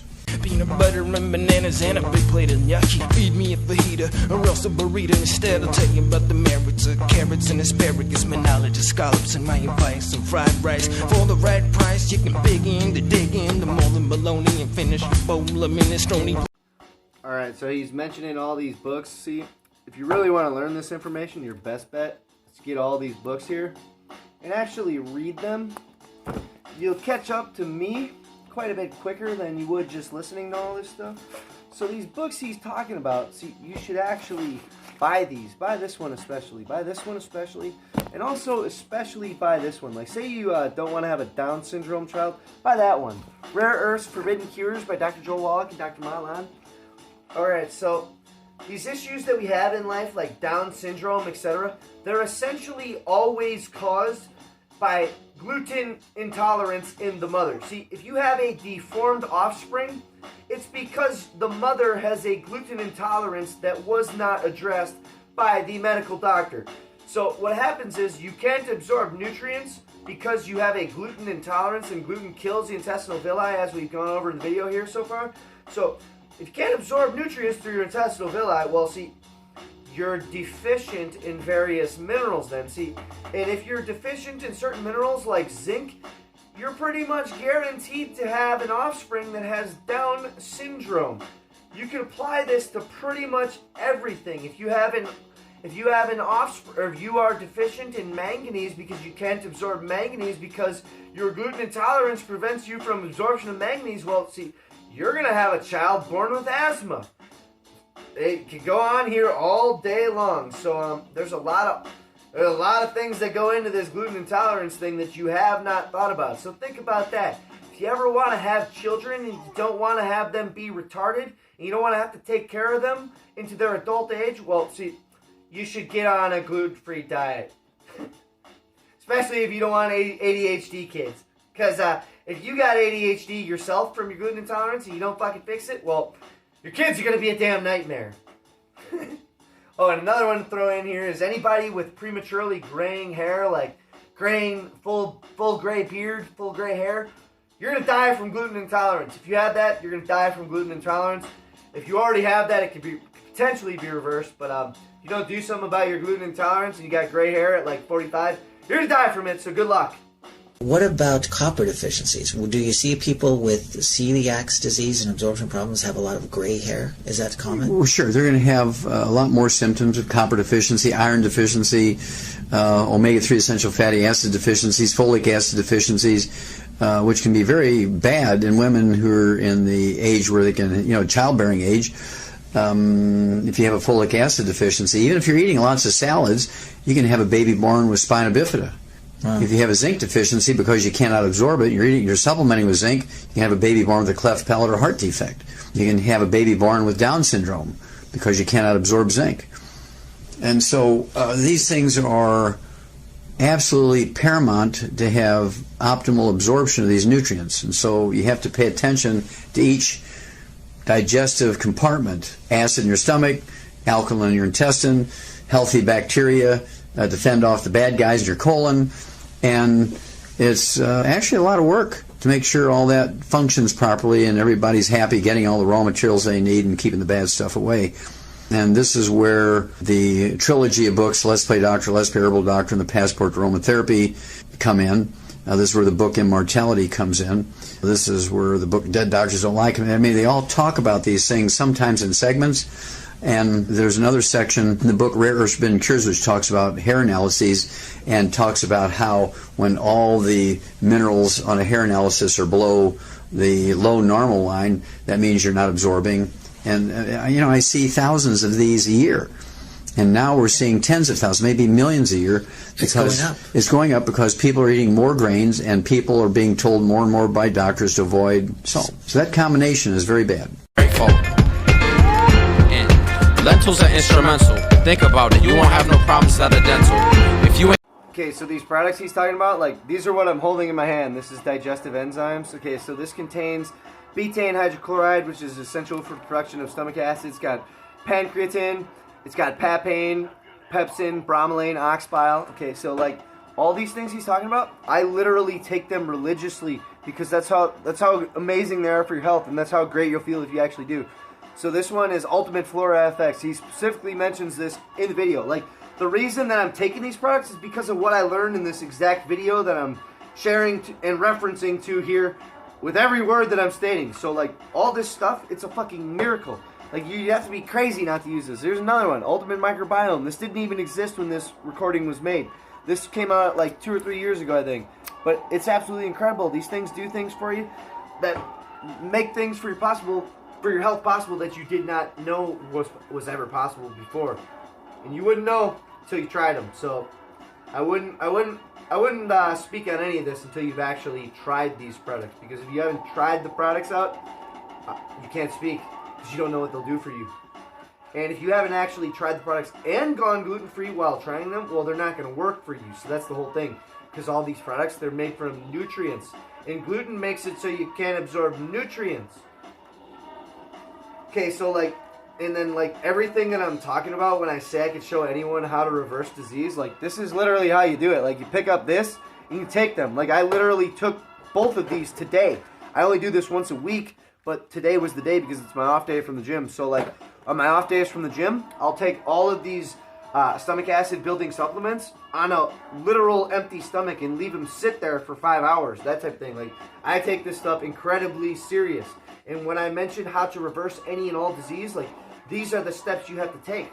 But, like, for you, you don't have to take these once a week like I do. If you have a serious problem with your health, like, you have to take them every single day until your health problem has been reversed. And then after that, you can start taking them once a week like I have. Once you get to a point of being healthy and doing all the things you need to do to stay healthy.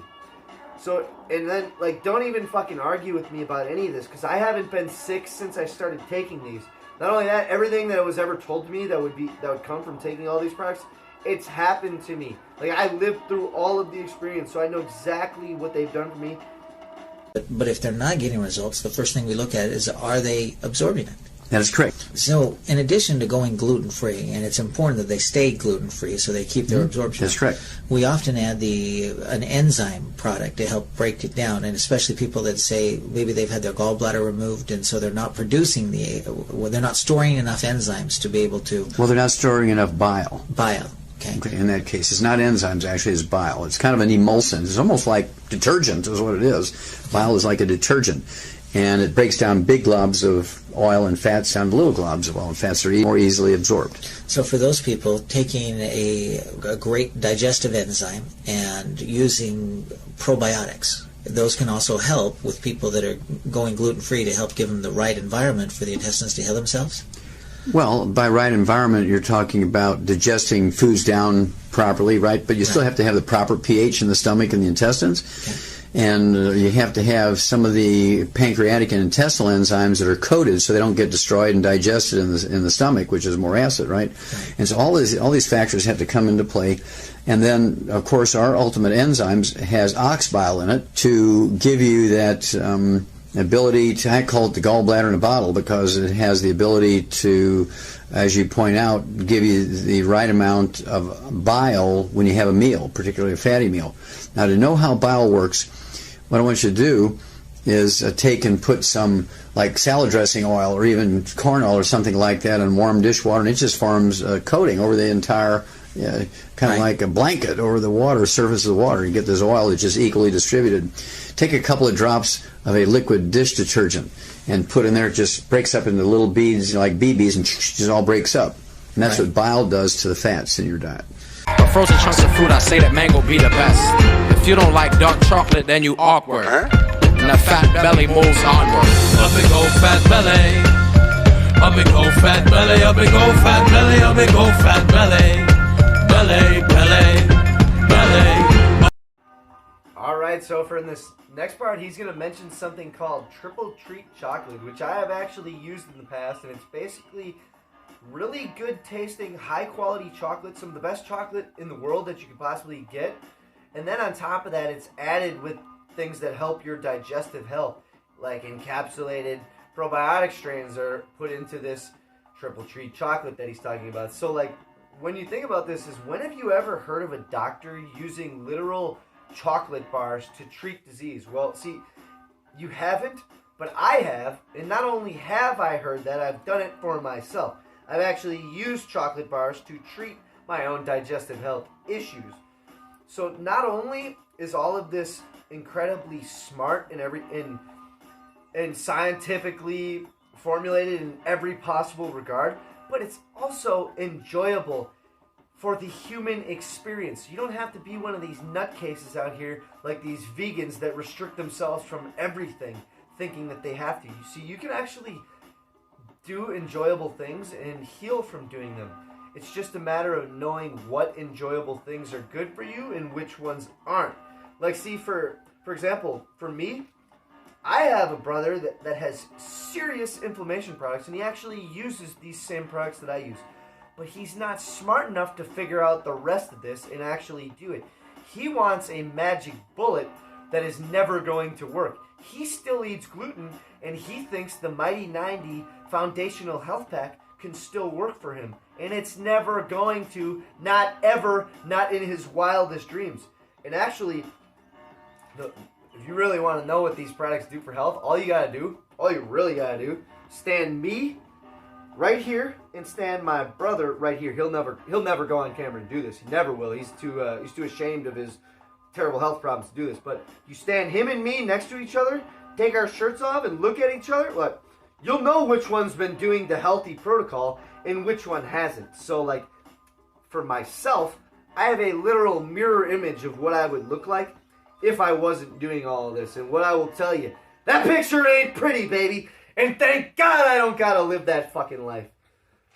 And you know why I don't gotta? Because I do all this stuff that he's talking about here. So, hooray for me, buddies. So how many enzymes and how often should a person take them? Well, I like them to optimally to take, say, 2 at the beginning of a meal with a couple ounces of water. Our ultimate enzymes, which has the ox bile, the pepsin, the betaine hydrochloric to make stomach acid. It has the enzymes from the pancreas, pancreatic enzymes. It also has plant enzymes. It has bromelain from pineapples, and it also has papain from the papaya, which are very nice enzymes from plants. We don't need them on a daily basis, but if you have a digestion problem for a support, just like putting a cast on a broken leg, they're used as medicinally in that fashion. You don't need them all the time if you don't have a problem, because you'll make your own enzymes. What about the FlorFX? How often and how many should the person use the FlorFX? I like to use the FlorFX. I like to use the Nightly Essence. I like to use even the Triple Treat Chocolate, which has probiotics in it. That's great to use the probiotics, too. Yes. And you can use those as often as you want. They do not have to be consumed with meals, and actually it's better if they're consumed in between meals because you have less stomach acid, so more are going to escape through the stomach without getting digested and killed. Now, I've seen oftentimes people be encouraged to take, say, 3 Flora right before they go to bed and 3 with breakfast. Right, and that's why we call Nightly Essence. Nightly Essence, you're supposed to take it before bed. Right, okay, great. So, in addition to that, this is, again, these aren't standalone products, but they go with the 90 essential nutrients, correct? That is correct. Now, I do have to make sure we say this. When you have celiac disease, and again, this is a progressive thing, it's going to get worse and worse and worse over time. When you get up to where you're 20, 30 years old, and you got 50% of your intestines afflicted, you're going to have 20 diseases. You're going to have eczema, you're going to have asthma, you're going to have periodontal disease, you'll be infertile, low sperm count, you'll begin to get headaches, unexplained headaches. You get low blood sugar, low thyroid. You're getting bone spurs. You're getting kidney stones. All this stuff is happening. You're going to 18 different specialists because you can't absorb those nutrients. There's nothing that says you can't have 50 different nutritional deficiencies at the same time. Food, glorious food to consume. Still ill over portobello mushrooms. All right, for this next part, he's going to go over anorexia. So I mentioned before that there's a lot of different diseases that you would never be told that are explicitly related to a gluten intolerance.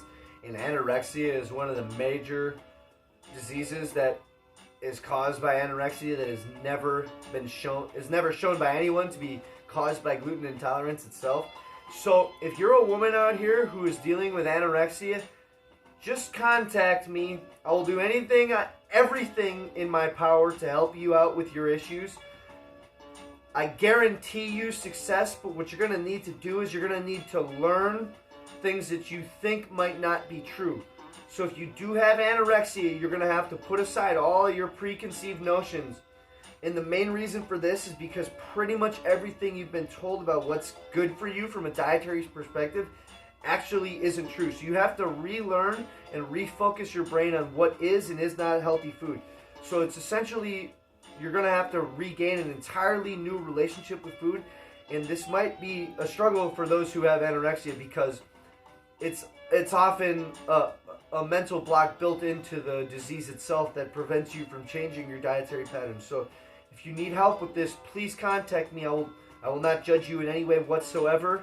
I will not tell anybody what you have told me, ever, for any reason, unless you feel as though you want to share your healing journey with them after it's been done.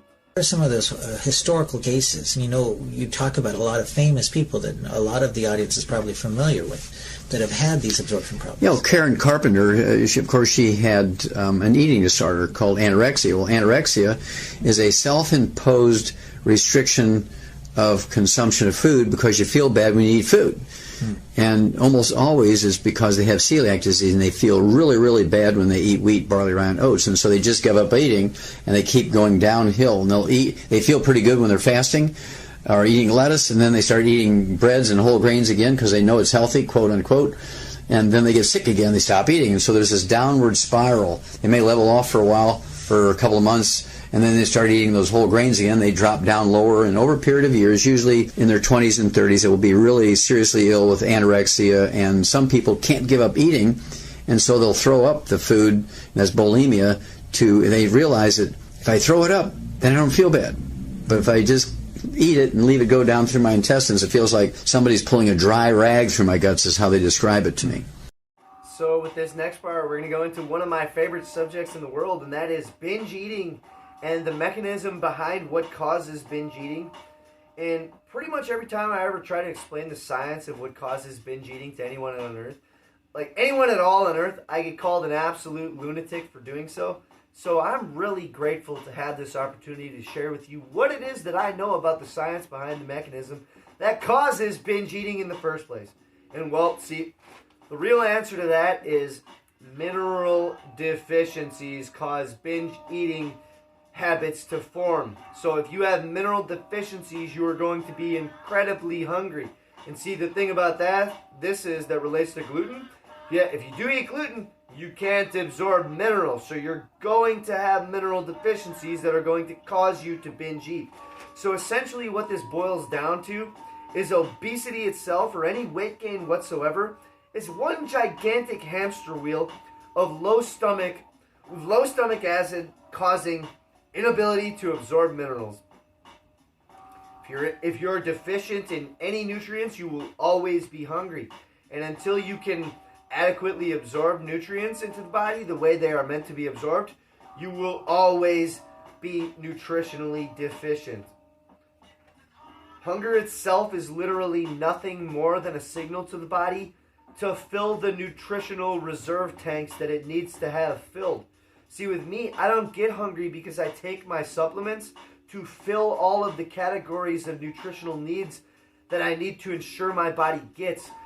See, and because of the fact that I do this, I'm essentially never hungry because all of my hunger needs are satiated by my supplement intake.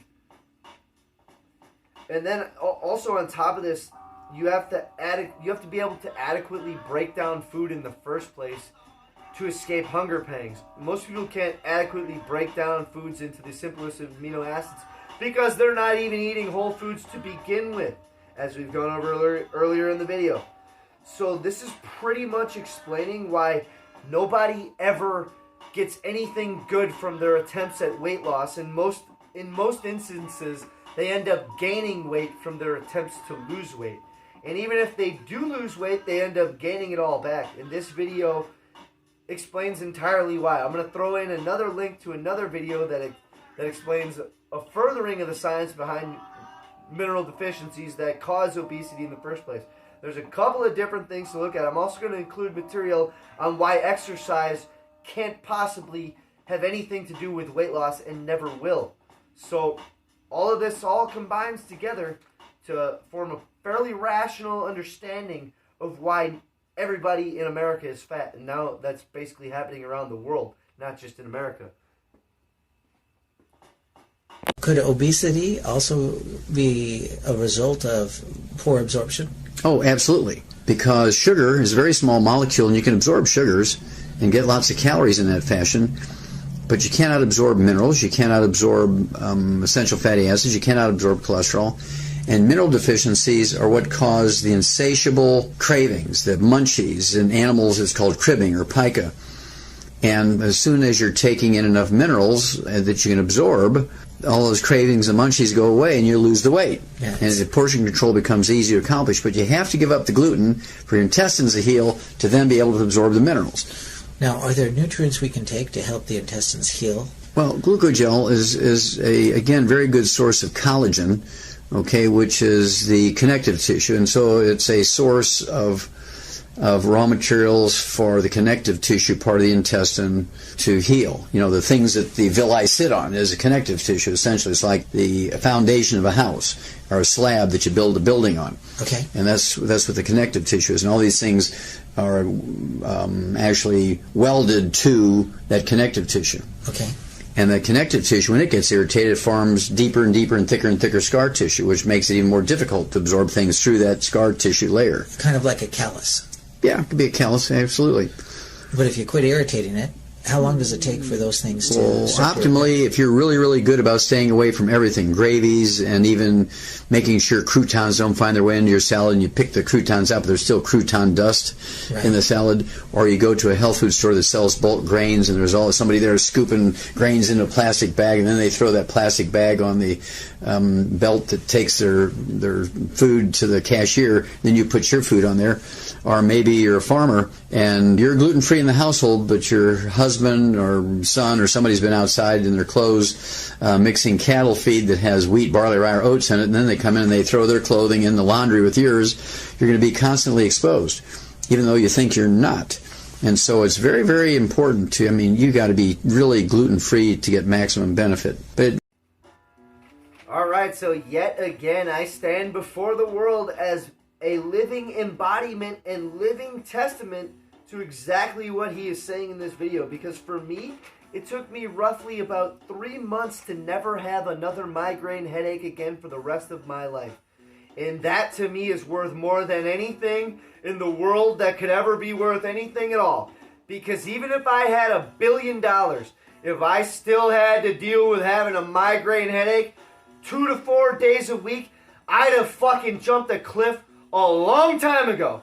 But nope, I'm not a billionaire, but I got rid of my migraines. Unlike all the world's billionaires, because they'll never figure this information out on their own. See, I'm poor, and I got rid of my migraines, but billionaires can't because they are blinded by the facade of medical doctors. So, again, I am the living embodiment and testament to this man's words, because exactly what he says about healing from within 60 to 120 days is exactly what will happen to you. It happened to me. The only caveat is you have to take the nutritional protocol seriously, because if you do not, you will not heal. So you have to actually do the program for this to work. You can't just half-ass this and say, "Oh, I'll just do this half the time, and on the weekends I'll be okay." No, that's not how it works. Okay, and then another thing here that he's going to cover is the minimum daily requirement of essential fatty acids is 9 grams per day for the human body. This is yet another reason why egg consumption is incredibly important. With just 5 eggs a day alone, you can cover half of your daily essential fatty acid needs. So just the mighty egg alone covers half of one category of nutrients you need to intake daily to ensure good health into your old age. So basically, any health practitioner with no strategy for you to meet the minimum daily requirement of 9 grams a day of essential fatty acids from 2 different sources of essential fatty acids, which is linoleic acid and alpha-linoleic acid. So he doesn't tell you to get your 9 grams a day of essential fatty acids split between those 2 sources. Your health practitioner is a quack moron who should not be listened to. And yet here I am, somebody with a high school degree, and I know this. Oh, what do you know? Oh, wait, I forgot. I'm not a greedy scumbag trying to pay back $500,000 of college loans. And I'm not trying to drive a fucking Maybach Benz. So I give my information away for free. An asshat with medical degree poisons you and kills you for $1 million a year. Under optimal conditions, you're avoiding everything that has gluten in it. It's going to take anywhere from 60 to 90 days to see recognizable benefit. And it might take anywhere from 6 months to a year to get perfect 100% healing. Okay. Would taking extra essential fatty acids, would that help speed that process of reloading? No. But what it does do is make sure you're absorbing more of them. It's just a matter of concentration. The more you're throwing at it, the more you get through. And so it can actually increase your risk of stroke, because the essential fatty acids, one of the things it does is prevent abnormal blood clotting, which results in strokes, deep vein thrombosis, pulmonary embolism, coronary thrombosis, thrombotic stroke. And so if you can't absorb omega-3s, it increases the risk of stroke. It increases the risk of stroke. So this is why people die from celiac disease. And that's one of the things I know with the risk of stroke and heart disease, that you actually fought with the FDA, so we can say that increasing your omega-3 essential fatty acids decreases the risk of heart disease.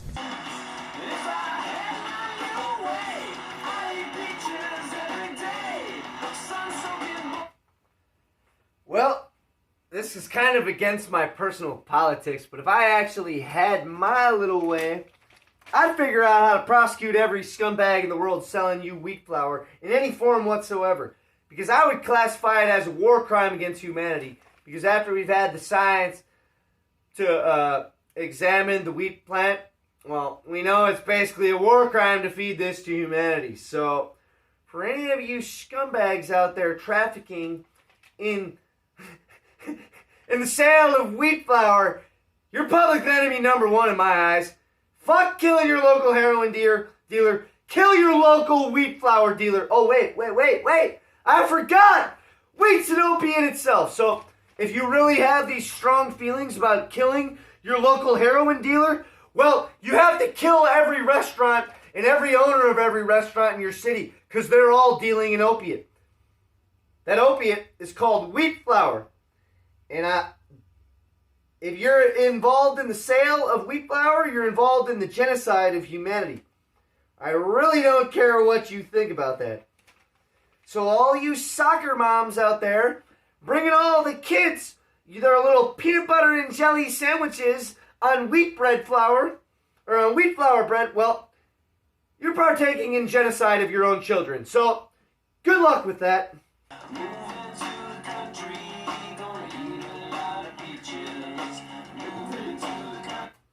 Well, is there anything else that people need to know? The basics are be on the 90 essential nutrients. If you have digestive issues, stay away from gluten. Yes. Adding some enzymes and flora can be good. Anything else? Yes, I would wean kids off of, and you hear grandmothers will tell you, well, don't give your kids wheat until they're a year old, right? You hear that kind of stuff. That's because their little digestive tracts aren't prepared for those kinds of things. But if I had my way, nobody under 10 years old would eat grains. Okay, so no, instead of pancakes or breakfast cereals, we'd have more Or eggs. toast, or pasta, or crackers and croutons, and hamburger buns and hot dog buns, and muffins and cake and cookies and all that kind of stuff.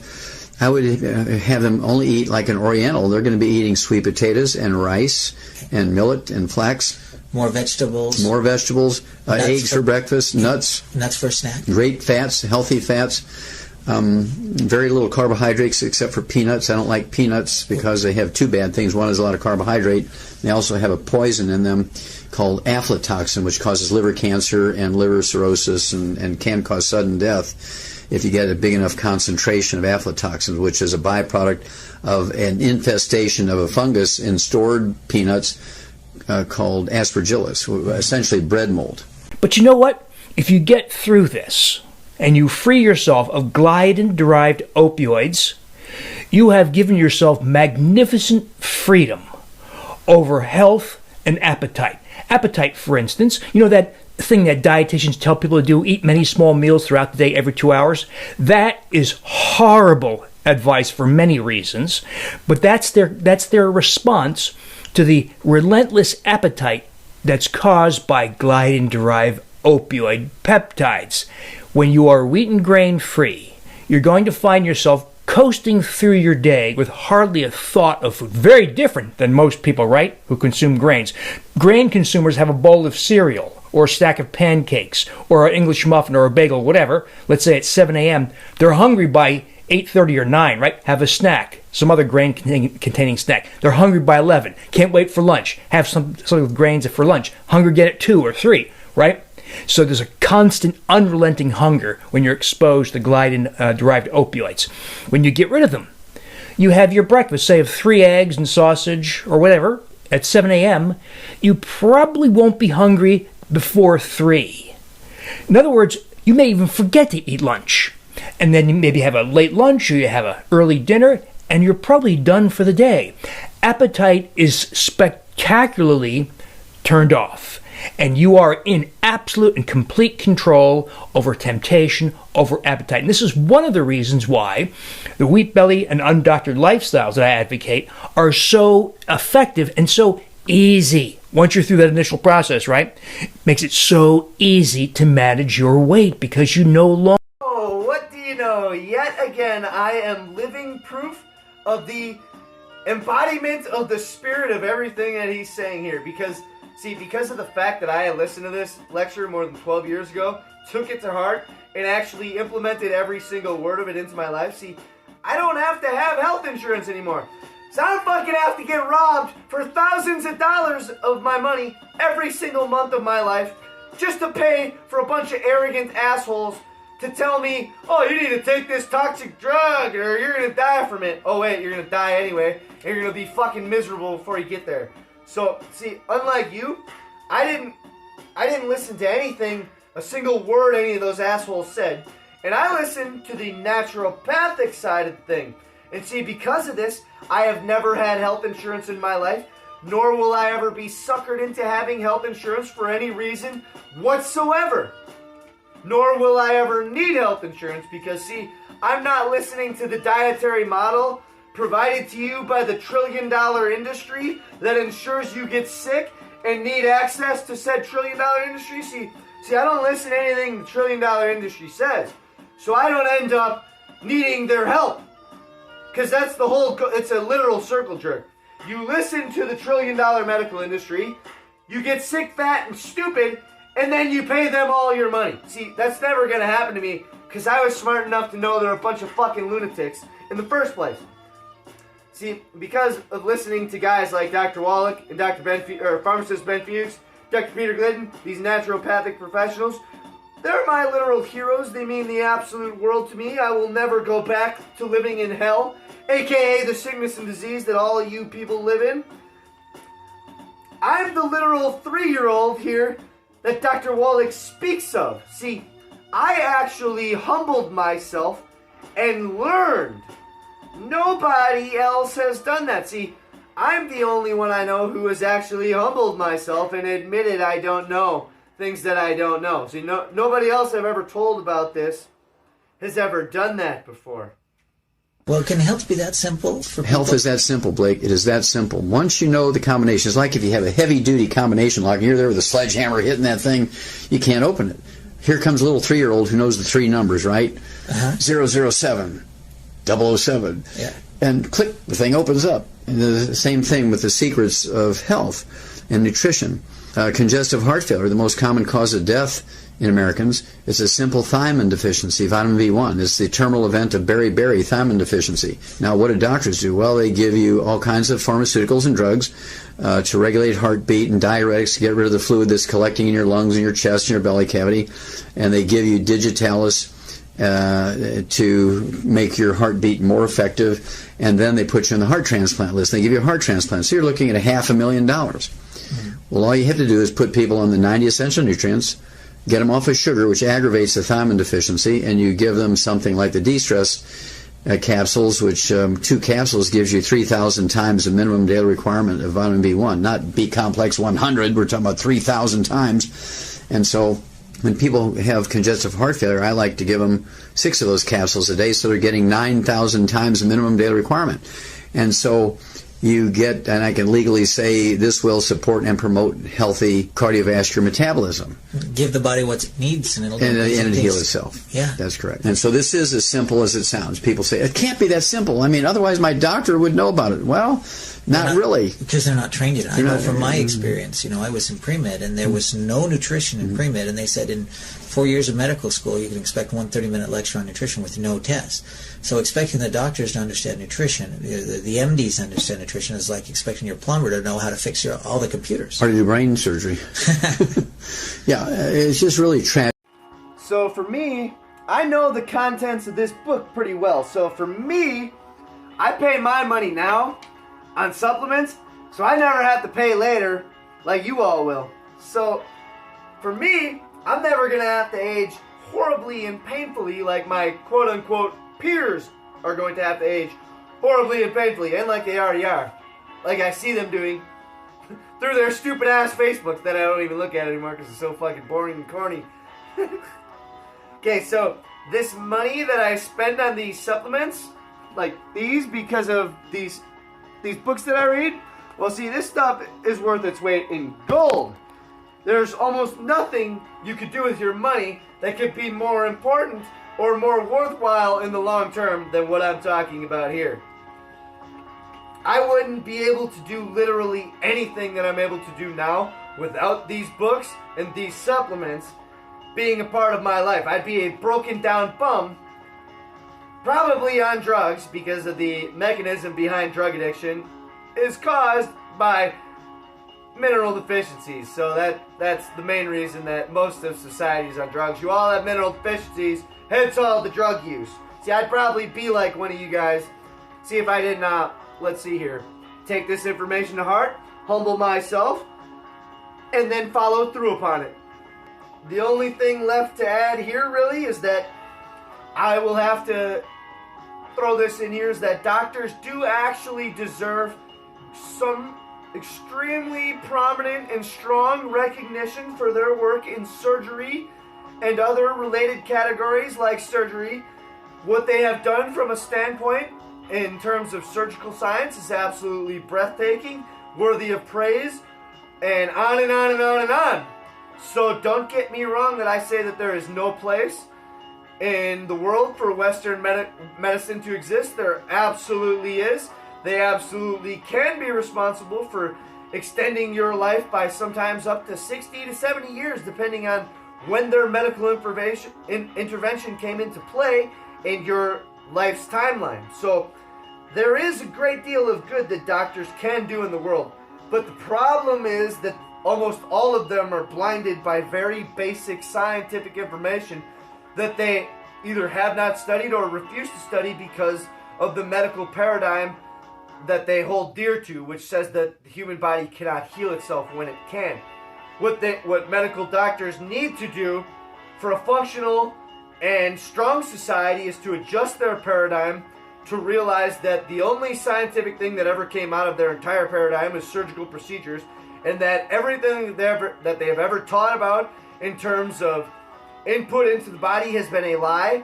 They need to go back and admit that their reductionist model that they have based their medical paradigm upon is not only failed but has been proven false, and that they need to rework every single last detail and aspect of their dietary paradigm that they push upon people. But see, the problem with this is I've already gone over this. They have $1 trillion model of an industry. They're not going to give up $1 trillion a year to help you. Who the hell would? Not people that are trying to get ahead in life. And see, that's basically what doctors are trying to do, is get ahead in life. So they're never going to upset the apple cart that's pushing their $1 trillion a year industry down the fucking hill to the suicide of humanity. So till they actually grow a set of balls and stand up to the information that they've been lied to about, and tell everyone that has been involved in their miseducation to go fuck themselves, and we're reworking the model on our own. You guys are a bunch of evil sociopaths, and you need to get behind the common man and jail the people who are still pushing this false paradigm. So until you people have done that, you will not gain my respect. Although you do in some ways have my respect. I just wanted to clear this up. Put this on camera because I haven't discussed this in any other videos thus far. The world's most huntacular serial killer that will ever live in the brain of every mentally screwed up woman that is over the age of 20 right now. Well, see, the most huntacular serial killer that ever existed is not some dude with a machete going around slitting people's throats. Nope. It ain't no serial killer you learned about on the crime channel. It's wheat flour. Wheat flour is the world's most huntacular serial killer to ever live. Now you know. It's just really tragic. And of course, medical doctors have such credibility and respect, and in many cases they deserve that. On the other hand, in many cases it's actually a fraud because the doctors don't know the basic stuff required by the human body, of which they're supposed to be in charge. Right? And one of the things I love about this mission and the message is that you don't have to be an expert to share it. You just have to learn how to share the tools, because I know that I could share your CDs and it's more effective than me personally going out there and trying to tell somebody all there is about health. And it's easier for them to share it as well. And that's what we do to share this message with people and hopefully help America and the world. Exactly. Well, we can actually save America, and we can save the world, Blake, simply by teaching people how to take care of themselves, because, again, there's no insurance policy that will prevent or cure disease. When you pay for a health insurance policy, all you're doing is betting that in the future you're going to screw up somehow and you're going to run up a big medical bill with doctors and hospitals, and you're going to need a lot of money to pay them. Doesn't do anything to prevent disease or cure disease. That's your responsibility. That's each of our own responsibilities. People say to me, well, I don't have to worry about it. I got good insurance. Well, no, that's not quite true. It might pay the doctor when you get sick, but you're the one that's responsible to prevent yourself from getting sick. And especially, it's not just our health, it's the health of our families and our kids. And that's right, and grandkids and great-grandkids. I have to start speaking in those terms. All right, well, thank you so much, Dr. Wallach, for your time. Any last words or messages?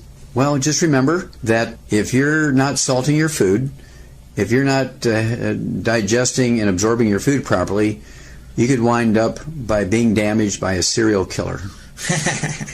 Well, take it from Dr. Wallach. He's a horse doctor as well as a physician, and you know every farmer worth his salt puts out a salt block for his animals, and we need the same thing for us. Absolutely. All right, thank you, Dr. Wallach. Process. Another odd phenomenon, re-exposure phenomenon. Let's say you've been wheat and grain free, maybe you went through that process of withdrawal, you're feeling great, right? You started to lose weight, maybe you lost 27 pounds in 6 weeks, and maybe some of your joint pain is gone, skin rashes have started to recede, you're doing great, right? But you're at an office party, or maybe it's your son's birthday or your daughter's birthday, and you say, what the heck, a couple of bites of cake won't hurt. And just that little exposure, re-exposure, is sufficient to reignite your appetite, and some people can't stop it. I call this effect, I ate one cookie and gained 30 pounds. Nobody gains 30 pounds from eating one cookie, but some people experience this. They have that few bites of whatever it was, a cake, hors d'oeuvres, something, and they get this overwhelming urge to eat. They'll often say to themselves, I'll be extra good tomorrow, I'll exercise an extra 20 minutes or whatever. But they can't turn off this process, and I've seen people gain 15, 20, 25, 30 pounds, literally, in a month's time before they start to realize just how powerful this effect is. So once you are grain-free, you should always remain grain-free, or else you put yourself at risk for these kinds of re-exposure reactions. There are other. Explain to us what you mean by intolerance, because this is, I think, a new term for most people. When most people think of food allergies, but we're talking about something that's not a blood allergy, an allergic reaction that happens when undigested particles get in the blood. It's something different. You often call it like a contact allergy. Yeah, sure, exactly. You've hit the nail on the head there, Blake. The typical allergies, whether you're inhaling them, like dust and pollens and things, they get into your bloodstream through your lungs. And these large protein pollens and pollens are essentially the sperm of plants, is what they are. Pollen is the sperm of plants. Okay. And it travels through the air to fertilize the eggs. The flower is sitting there waiting, and that's why bees go from flower to flower, taking the sperm from one flower into the ovary of the other flower. That's how that works. And the pollen is a very high protein thing, and we actually have some great pollen products of pollen burst, right? Right. It has flower pollen, not bee pollen, and as a result it's less allergenic than bee pollen, because bee pollen has bee spit and bee pee that becomes a sensitizing factor in its own right. As these relatively large biochemical protein or polypeptide products get in your blood, it sets up an immune reaction, and your body recognizes these proteins as being eggs and cabbage and beef and fish and shrimp, so you become allergic to them. You set up allergies to them because your body's trying to protect you from this foreign invader, perceives as a foreign invader. And that's because... Well, it's a protein, and you're not supposed to be able to absorb whole proteins. Okay, we're supposed to absorb only simple amino acids. Otherwise, they set up these allergies. There is shiny and proud by your side, holding your hand while the neighbors decide. Why is a vegetable something to hide?